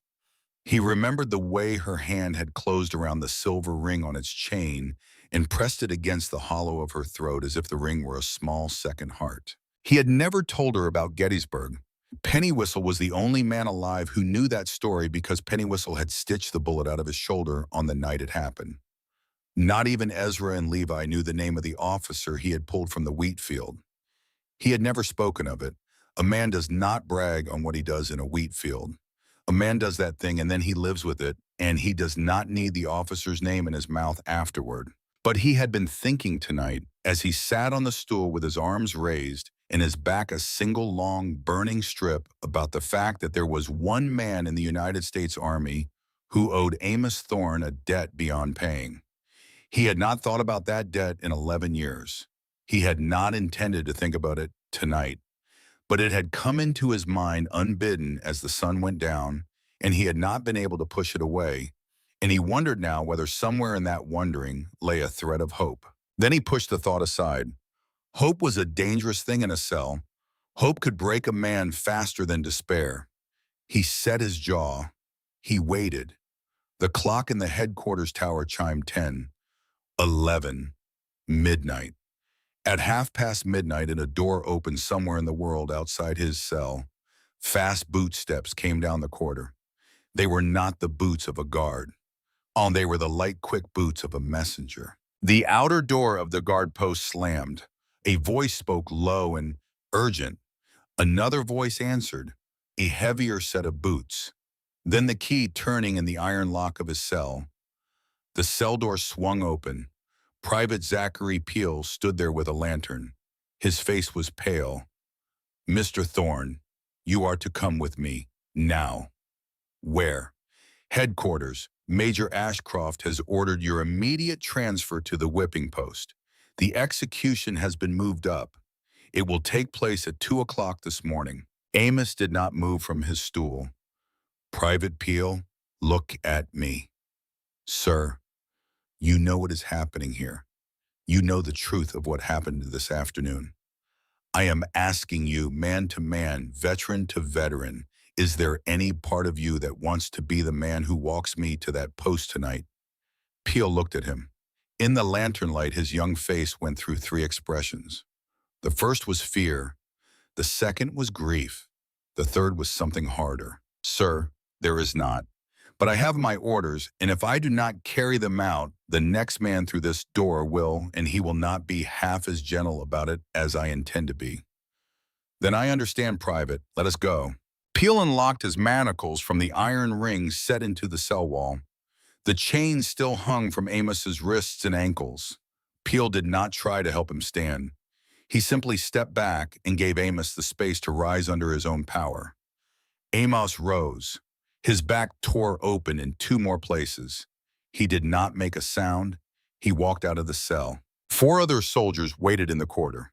They formed a square around him. They marched him out of the blockhouse into the cold parade ground. The wind had dropped.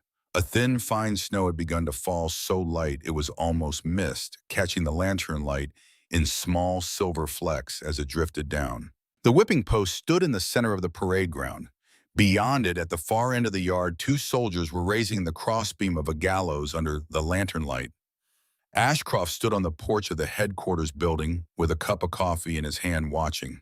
Amos understood. Ashcroft had panicked. The wire had gone out. Ashcroft did not know for certain that it had reached Fort Fetterman, but he suspected, and he had decided he would not take the chance of waiting until dawn. He would kill the witness now in the small dead hours, when nobody was watching, and then he would compose whatever lie he needed to compose in the morning. Amos was walked to the whipping post. The guards did not tie him. They simply stood him beside it, their rifles raised. Ashcroft came down from the porch. He walked across the yard slowly, deliberately, the coffee cup still in his hand. He stopped 5 feet in front of Amos. Mr. Thorne, You will be hanged in approximately 90 minutes. Any last words you wish spoken will be written down by my clerk and forwarded to your brothers when they are released from custody in the morning. I have nothing to say to you, Major. I thought you might not. Ashcroft took a sip of his coffee. His eyes drifted to the door of the surgery building across the yard. I will say this, Mr. Thorne. I had not intended to mention Miss Holloway, but you and I both know that my commission is now at risk regardless of what happens in the next 2 hours. If a wire did reach Fort Fetterman, and if General Auger acts on it, then my career ends when the next column of cavalry reaches this fort, in which case I will have very little to lose. And I will be taking Miss Holloway with me when I go. She will make a pleasant traveling companion on the long ride south. Amos went very still. Ashcroft. Mr. Thorne, if you touch her, if any part of your hand so much as brushes the hem of her dress, you will be hanging from a rope, Mr. Thorne. You will not be touching it, anyone. Then my brothers will. Ashcroft smiled. It was a thin, satisfied smile. Your brothers are currently bound at the wrists in a supply wagon outside the main gate, under guard of 6 of my best men. They will be escorted off the reservation at first light with instructions never to return. If they do return, they will be shot on sight. That is the arrangement I have made.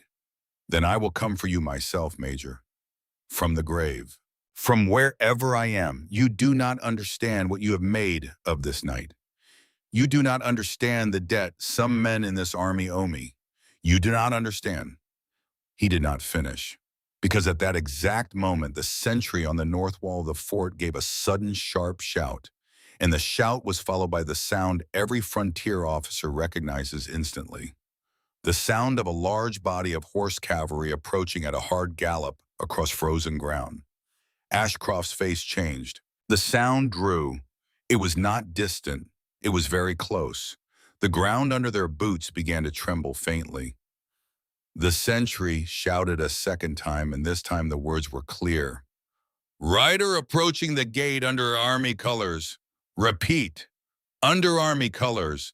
Escort of 40 cavalry. Ashcroft turned toward the gate. The coffee cup fell from his hand and shattered on the frozen dirt. He did not notice. Open the gate, sir. Open the gate. The heavy timber gate of Fort Laramie swung inward.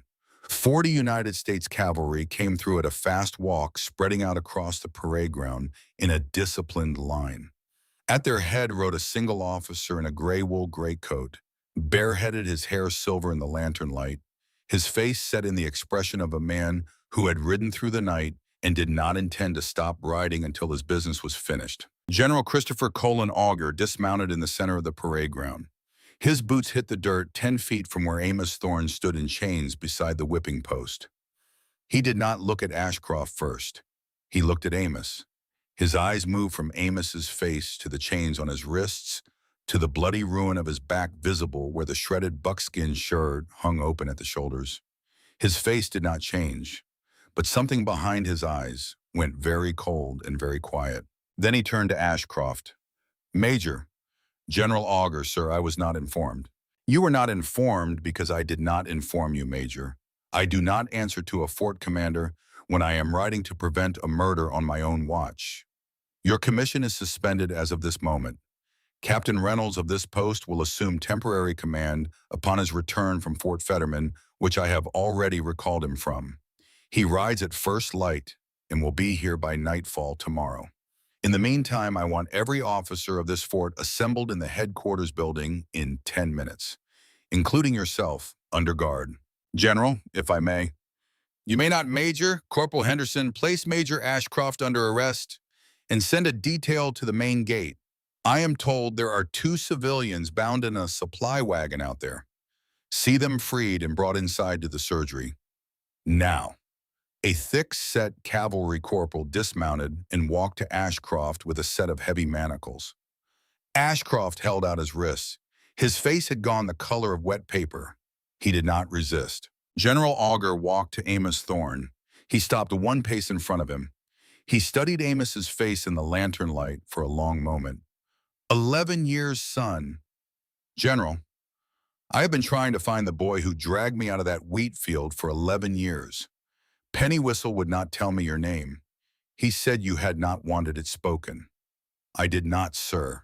And yet tonight your name came across a telegraph wire at Fort Fetterman on a message from a young woman I have never met, from a civilian, in this fort, saying that the boy from Gettysburg Wheatfield was in chains and would hang at dawn. Yes, sir. General Augur looked at Amos's chains. He turned his head. Corporal, strike those manacles. Sir. Amos's wrists were unchained. The chains fell into the dirt at his feet. He stood for a moment rubbing his raw wrists, and the sudden absence of weight on his arms was almost harder to bear than the weight had been. General Augur, sir, I have one request. Name it, son. The woman who sent the telegram, Miss Holloway, she took 2 lashes of the whip today meant for my back. She is in the surgery building across this yard. I would like to see her, sir, before anything else. General Augur did not answer with words.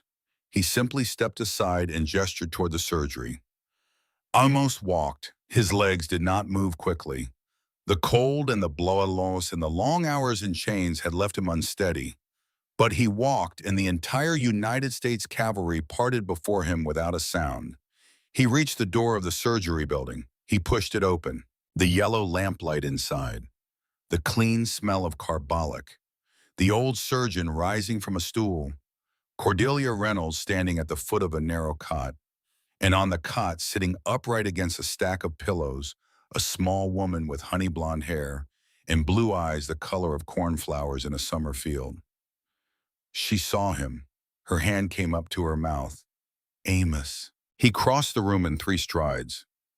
He did not speak.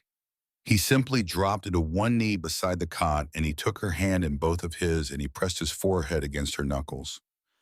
His shoulders shook once. He did not make a sound. She freed one hand. She laid it on the back of his bowed head on the dark, unkempt hair that wanted cutting. She held him there. She did not speak. Outside the window, snow continued to fall on the parade ground of Fort Laramie, and a general of the United States Army stood in the middle of that parade ground with his greatcoat blowing around his ankles, and he did not move from that spot for a full 5 minutes, because some things in this world are not to be interrupted by any rank. When at last Amos raised his head, he looked into her face. You should not have done it. I would do it again.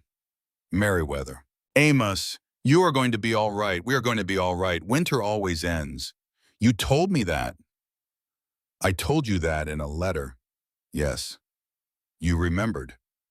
I remembered all of them. He bent his head again, and she felt the warmth of his tears through the flannel of Captain Reynolds' shirt. And she held him, and she thought that her father's Bible had been right all along. There are moments in a life when a person understands why they have been put on the earth. This was one of them. She had not come west to be rescued. She had come west to walk into the center of a parade ground and hold on to a man while he bled, and then to walk across that same parade ground in the dark and send a telegram that would save his life, and then to sit in a narrow cot and hold his head against her knee while he wept for the first time in 11 years. Everything in her life before this moment had been preparing her for it. She understood that now. The clock in the headquarters tower chimed 1, 4 hours until dawn. The door of the surgery opened again before the hour hand had finished its work. 2 men filled the doorway side by side, and neither of them crossed the threshold until Amos lifted his head from Merriweather's knuckles and nodded once. Ezra Thorne and Levi Thorne came into the surgery as quietly as men their size were capable of coming anywhere. Ezra's hands were still red where the hemp cord had bitten through the skin of his wrists. Levi walked with a slight hitch, the kind a man picks up when he has spent 4 hours bound in a coal wagon bed. Their eyes went to Amos first, then to Merriweather, then back to Amos. Brother, Ezra said, his voice was thick. Amos rose from his knee beside the cot.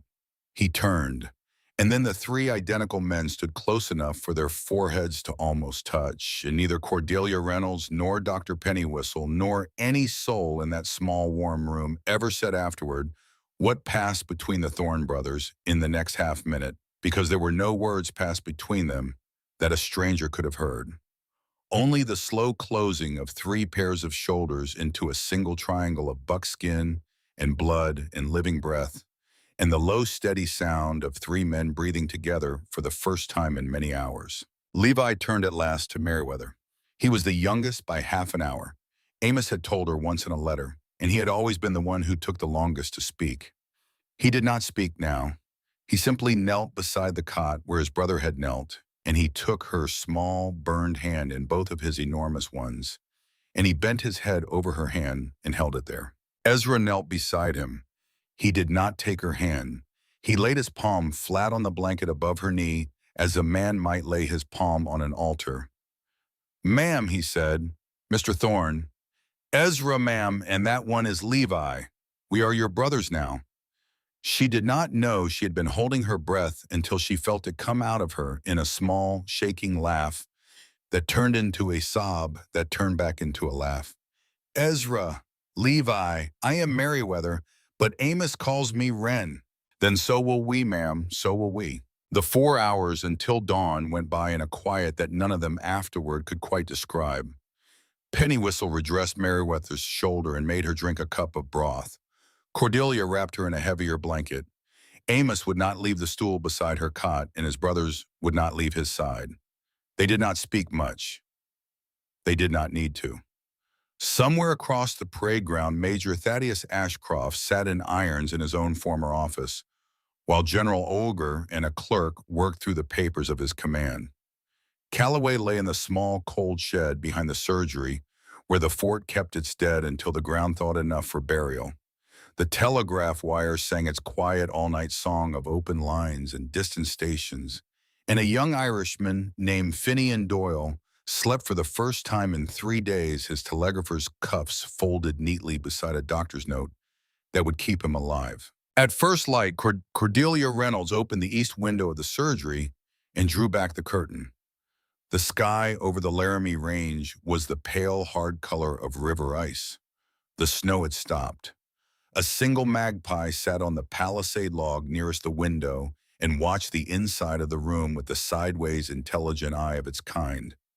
"Winter always ends," Cordelia said softly to the bird. The magpie ducked its head once and flew. The week that followed was the strangest week of Meriwether Holloway's 23 years. General Augur set up court in the headquarters building and worked 16 hours a day. Thaddeus Ashcroft was placed in a closed stagecoach under heavy guard and sent south toward Cheyenne in the railroad that would carry him to a military prison pending his court-martial. Captain Joseph Reynolds arrived from Fort Fetterman at nightfall on the second day, and when he saw his wife Cordelia across the parade ground, he did something that no soldier at Fort Laramie had ever seen him do. He ran. Quartermaster Finch, who had given Calloway extra rations of whiskey on the morning of the flogging, was discharged from the service. 7 other soldiers who had volunteered information about Ashcroft's misconduct over the past year were transferred to better posts with letters of commendation in their records. Private Finian Doyle was promoted to corporal and given a $30 voucher against his next year's pay, which he mailed to Dublin the same afternoon. Private Henry Shaw was given a personal handshake by General Augur and a posting of his choice when his enlistment ran out. He chose a cavalry school in St. Louis, and he was a colonel by the time the old century turned.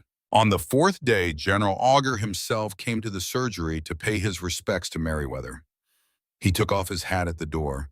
He carried no papers. He sat on the wooden stool beside her cot, and he took her hand in his large gloved one, and he looked into her face for a long moment without speaking.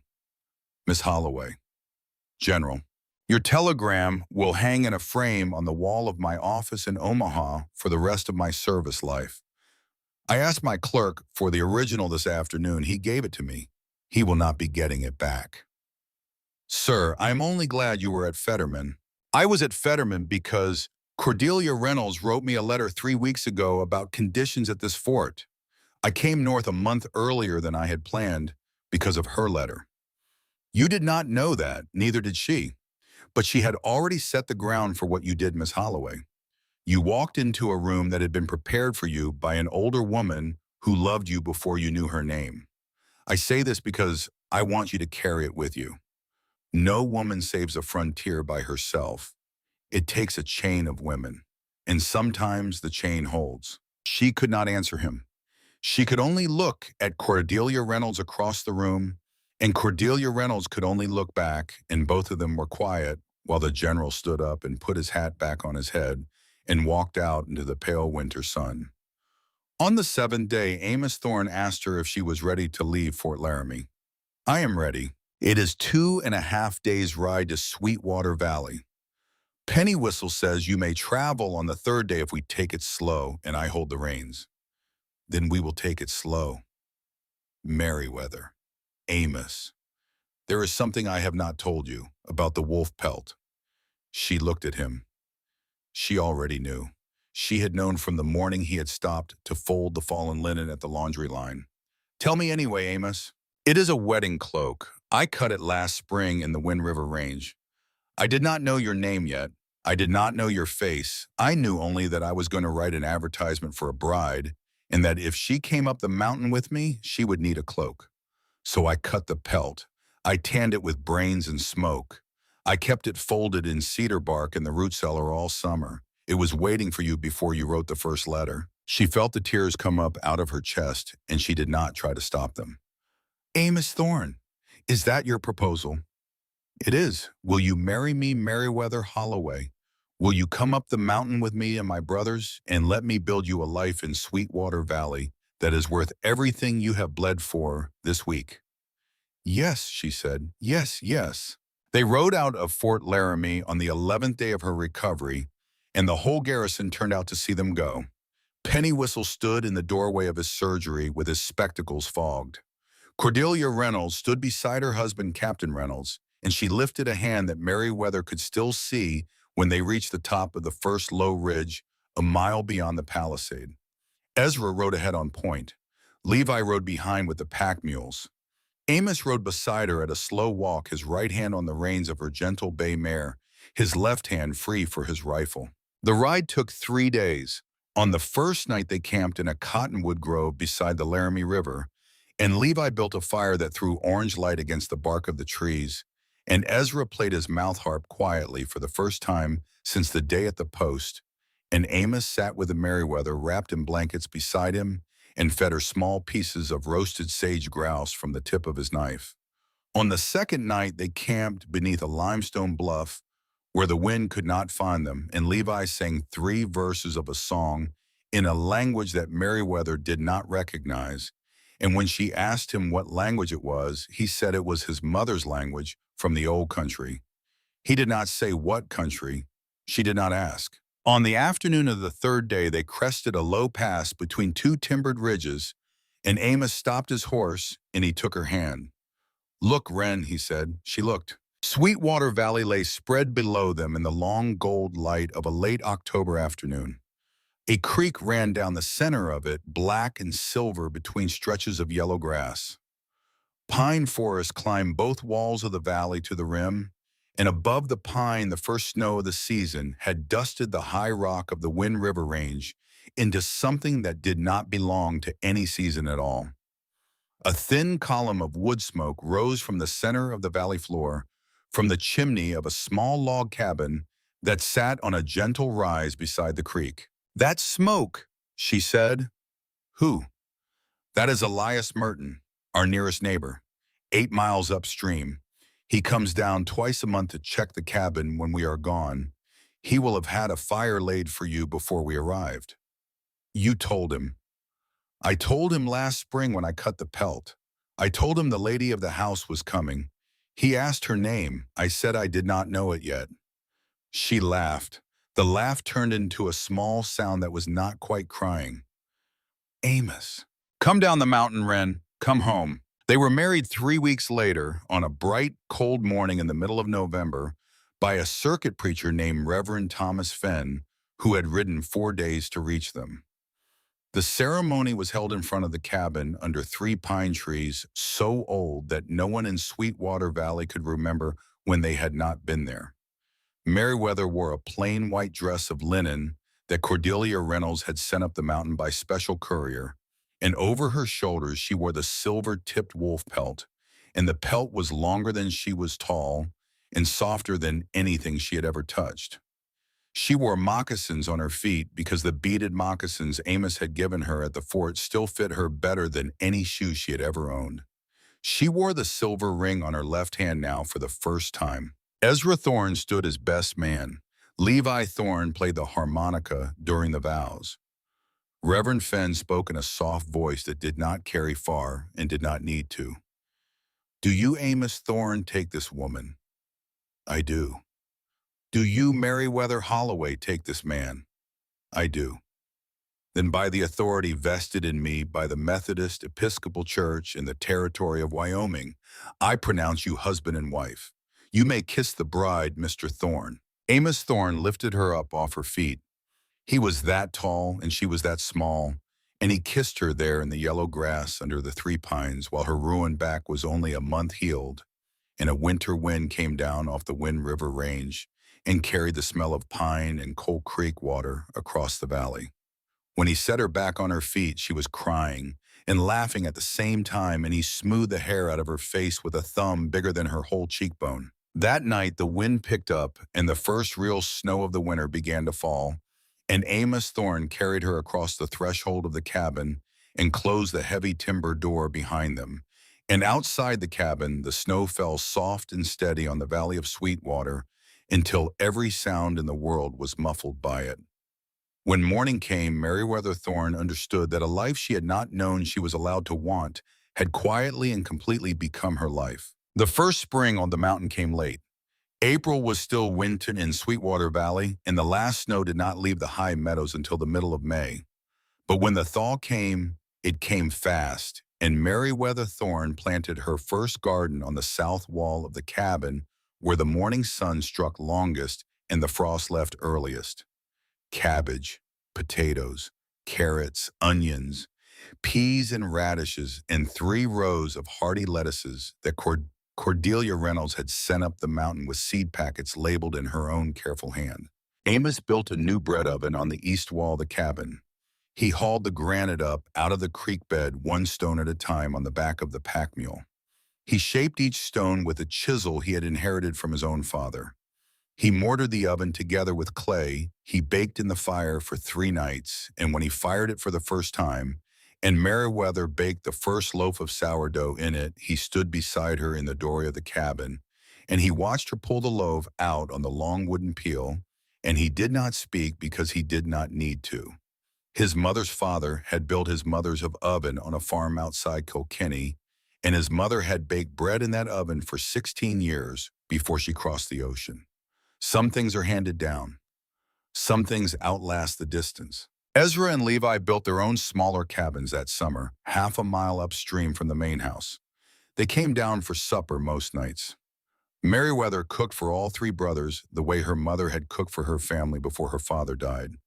Venison and potatoes, cornbread, dried berries cooked into a thick, sweet sauce, coffee strong enough to walk on. She told them stories from Harrisburg when they asked for stories, and they told her stories from the Wind River Range when she asked. Levi sang more now than he had in years. Ezra began carving small wooden figures in the evenings on the porch of the main cabin, and in the autumn he gave Meriwether a small wooden wren to stand on the mantel beside the one his brother had given her. On the 22nd day of August in the year 1875, Meriwether Thorne gave birth to her first child in the bed she had shared with Amos for 9.5 months. The labor was long but not dangerous. Cordelia Reynolds had ridden up from Fort Laramie 2 weeks earlier to be present. Dr. Pennywhistle sent detailed instructions by post and his blessing by telegraph. Amos paced the porch of the cabin for 14 straight hours and wore a small groove into the floorboards that a visitor could still see 40 years later. The baby was a boy. Meriwether named him Jeremiah for her father. Amos held him in hands that had 1 year earlier crushed a man's skull on a frozen parade ground. Those same hands cradled the new small head with a gentleness that neither brother had ever seen in any man before. Son, Amos said, I am your father. Your name is Jeremiah Thorne. You are the first cornerstone of a house that your mother built by walking into the center of a whipping post. You will grow up in a valley that your uncles helped to carve. You will know the sound of your grandfather's tools because your mother will teach you. You will be a good man." Jeremiah Thorne opened his eyes for the first time as his father spoke, and his eyes were the exact cornflower blue of his mother's eyes, and Amos Thorne wept for the second time in his life in front of another human being. Elizabeth came 2 years later, in the autumn of 1877. She was named for Amos's mother, whom he had not seen since he was 11 years old, and whom Meriwether had never met.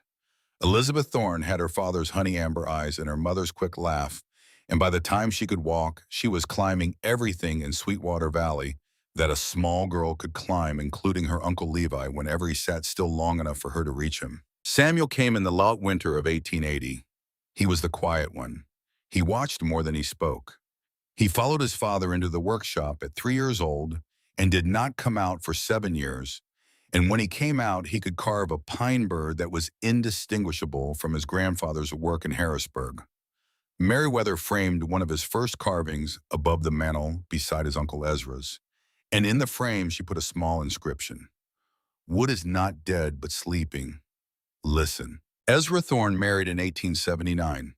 His bride was a young widow named Ruth Coldwell, who had come west on a freight wagon to join a sister in South Pass City, and whose sister had died of cholera on the journey. Ruth had come up Sweetwater Valley looking for any work that would keep her from returning to a family farm in Ohio that she could no longer stand. She had stayed. Ezra had courted her for a year and a half with the kind of slow, careful patience that a man uses when he has already made up his mind and is waiting for her to make up hers. She had made up hers on a cold night in September under a sky full of stars that Ezra had walked her a mile up the creek to see. Levi Thorne married in 1881. His bride was a school teacher from Lander named Clara Bishop, who had been sent up Sweetwater Valley to tutor Jeremiah and Elizabeth for a summer. Levi had sung within her hearing for the first time on her third evening in the valley, and Clara Bishop had told her sister in Ohio by letter that week that she believed she had heard the voice she was going to live the rest of her life beside. She had been correct. By 1885, Sweetwater Valley held 4 cabins and 12 people and 200 head of cattle in a small schoolhouse that the Thorne brothers had built for Clara Bishop Thorne to teach in. Ruth Coldwell Thorne raised chickens and taught Meriwether how to make soft cheese from the milk of 2 gentle Jersey cows that Ezra had driven up from Cheyenne. Clara Bishop Thorne taught every child in the valley to read, including an Arapaho boy named Little Heart, whose mother had walked him down from the high country one afternoon in the spring of 1883, asking in broken English whether the white schoolmarm would teach her son his letters. Clara had said yes before the mother had finished the question. Little Heart grew up to be a lawyer in Laramie City and to argue land cases in 3 territories on behalf of people who looked like his mother. The years went the way years go on a frontier that is in the act of becoming something else. The railroad came closer every summer. The buffalo went. Fort Laramie itself was closed as a military post in the spring of 1890, and the building sold at public auction. Meriwether and Amos rode down with Ezra and Levi and their wives for the auction. They bought nothing. They walked the parade ground once slowly in the long light of a late April afternoon. The whipping post was gone. The blockhouse had been converted to a hay shed by a rancher from Nebraska. The surgery building was still standing. A small brass plaque had been nailed to the doorframe by Dr. Pennywhistle, who had retired to a small house in Cheyenne and who came up twice a year on the train to visit the Thorne family. The plaque said simply, "In this building on October 30th, 1874, a civilian woman named Meriwether Holloway was treated for wounds she took in defense of an unarmed man. Let her name stand as long as these logs stand." Meriwether cried for a long time on the stagecoach ride home.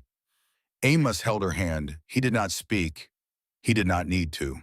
Pennywhistle died in the winter of 1892 at the age of 88. He left his surgical kit to Amos and his spectacles to Meriwether and a folded piece of paper in his will that said to be read by Meriwether Thorne on her 90th birthday and not before. She did not read it for 40 more years. Cordelia Reynolds lived to be 74 years old.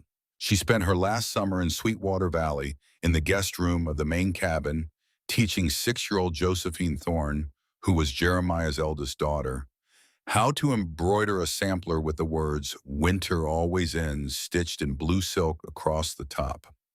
The sampler hung in the cabin for the rest of Meriwether's life.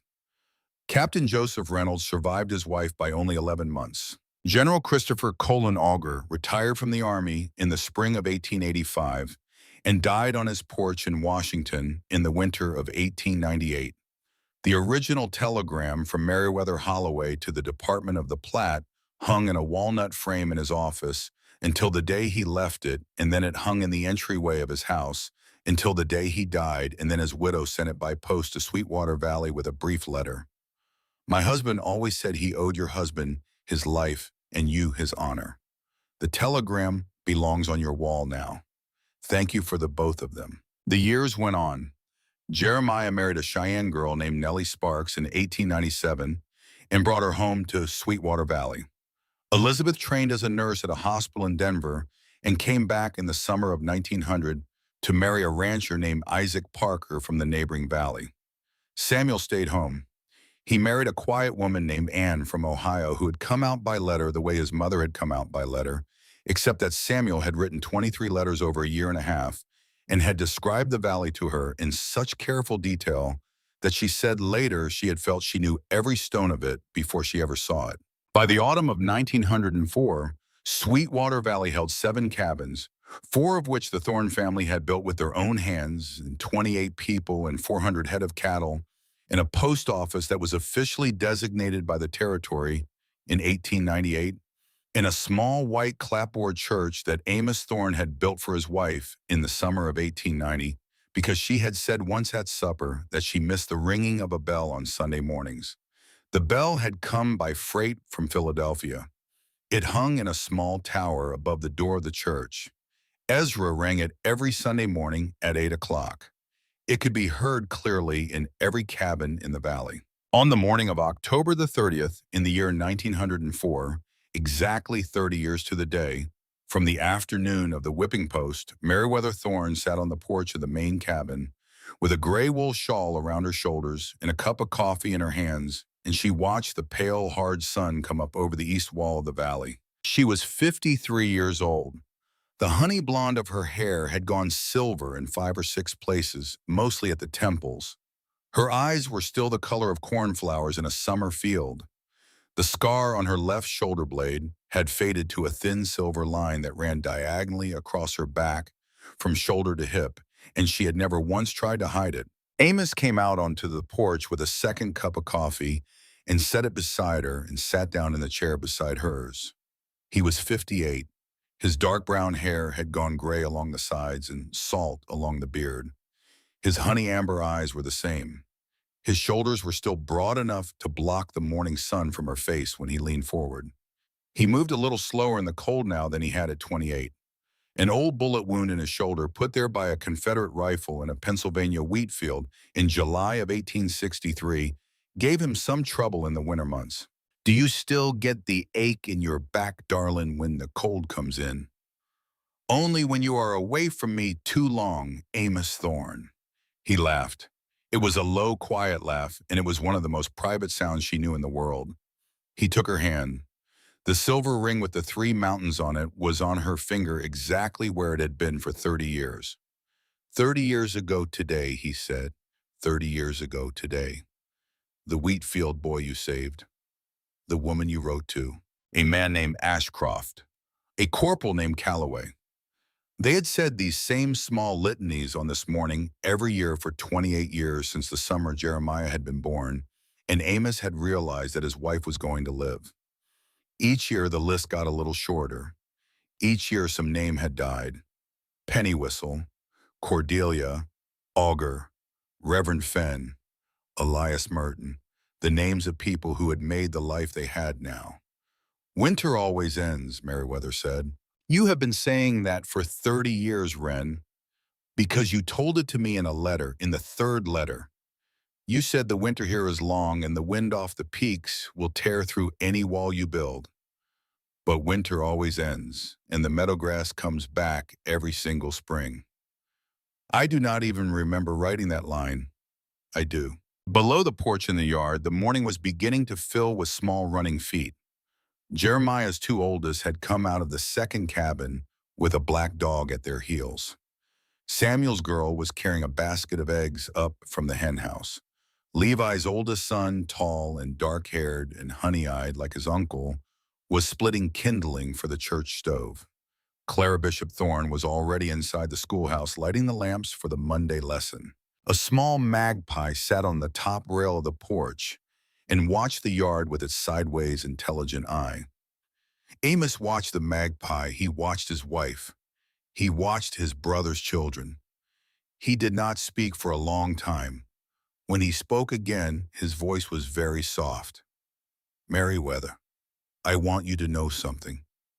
In case I do not wake up one morning, in case the ache in my shoulder finally becomes what I have been expecting it to become for 10 years now." "Amos." "Hush, Wren. Let me say it. I want you to know that you did not come west to save me. You came west to build a life that had not existed yet. And then you built it. And I got to live inside it with you. That is the whole of it. That is everything I have.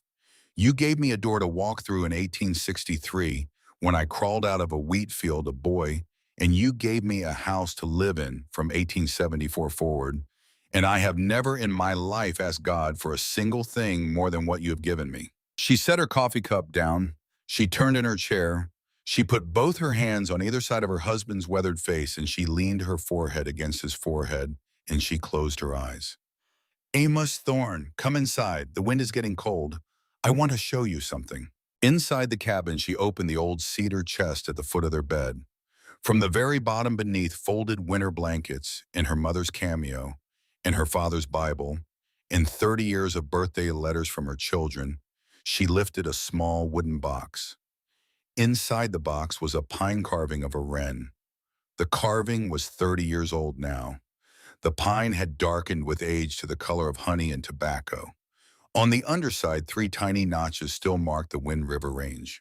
"I kept it," she said, "on the windowsill of the bakery quarters at Fort Laramie. Then on the windowsill of this cabin for many years. I only put it away when the children were small, and we were afraid they would break it." "Wren, I have one more thing to tell you, Amos." "Tell me." "I have not been saving. I have been waiting. For 30 years I have been waiting to say this to you because I wanted to be certain it was still true on the day I said it. It is still true. I would do it again. Every lash of that whip, every mile of that wagon ride, every word of that telegram. I would do all of it again without a moment of hesitation for you. And I want you to know that every day I have lived here in this valley with you has been to me the day my life began. Do not make me say it twice." He did not make her say it twice. He took the little wooden wren out of her hand. He set it on the kitchen table between them. Then he kissed her the way he had kissed her under the 3 pines in November of 1874, and when he lifted his head again, his honey amber eyes were wet and bright. "Winter always ends, Wren.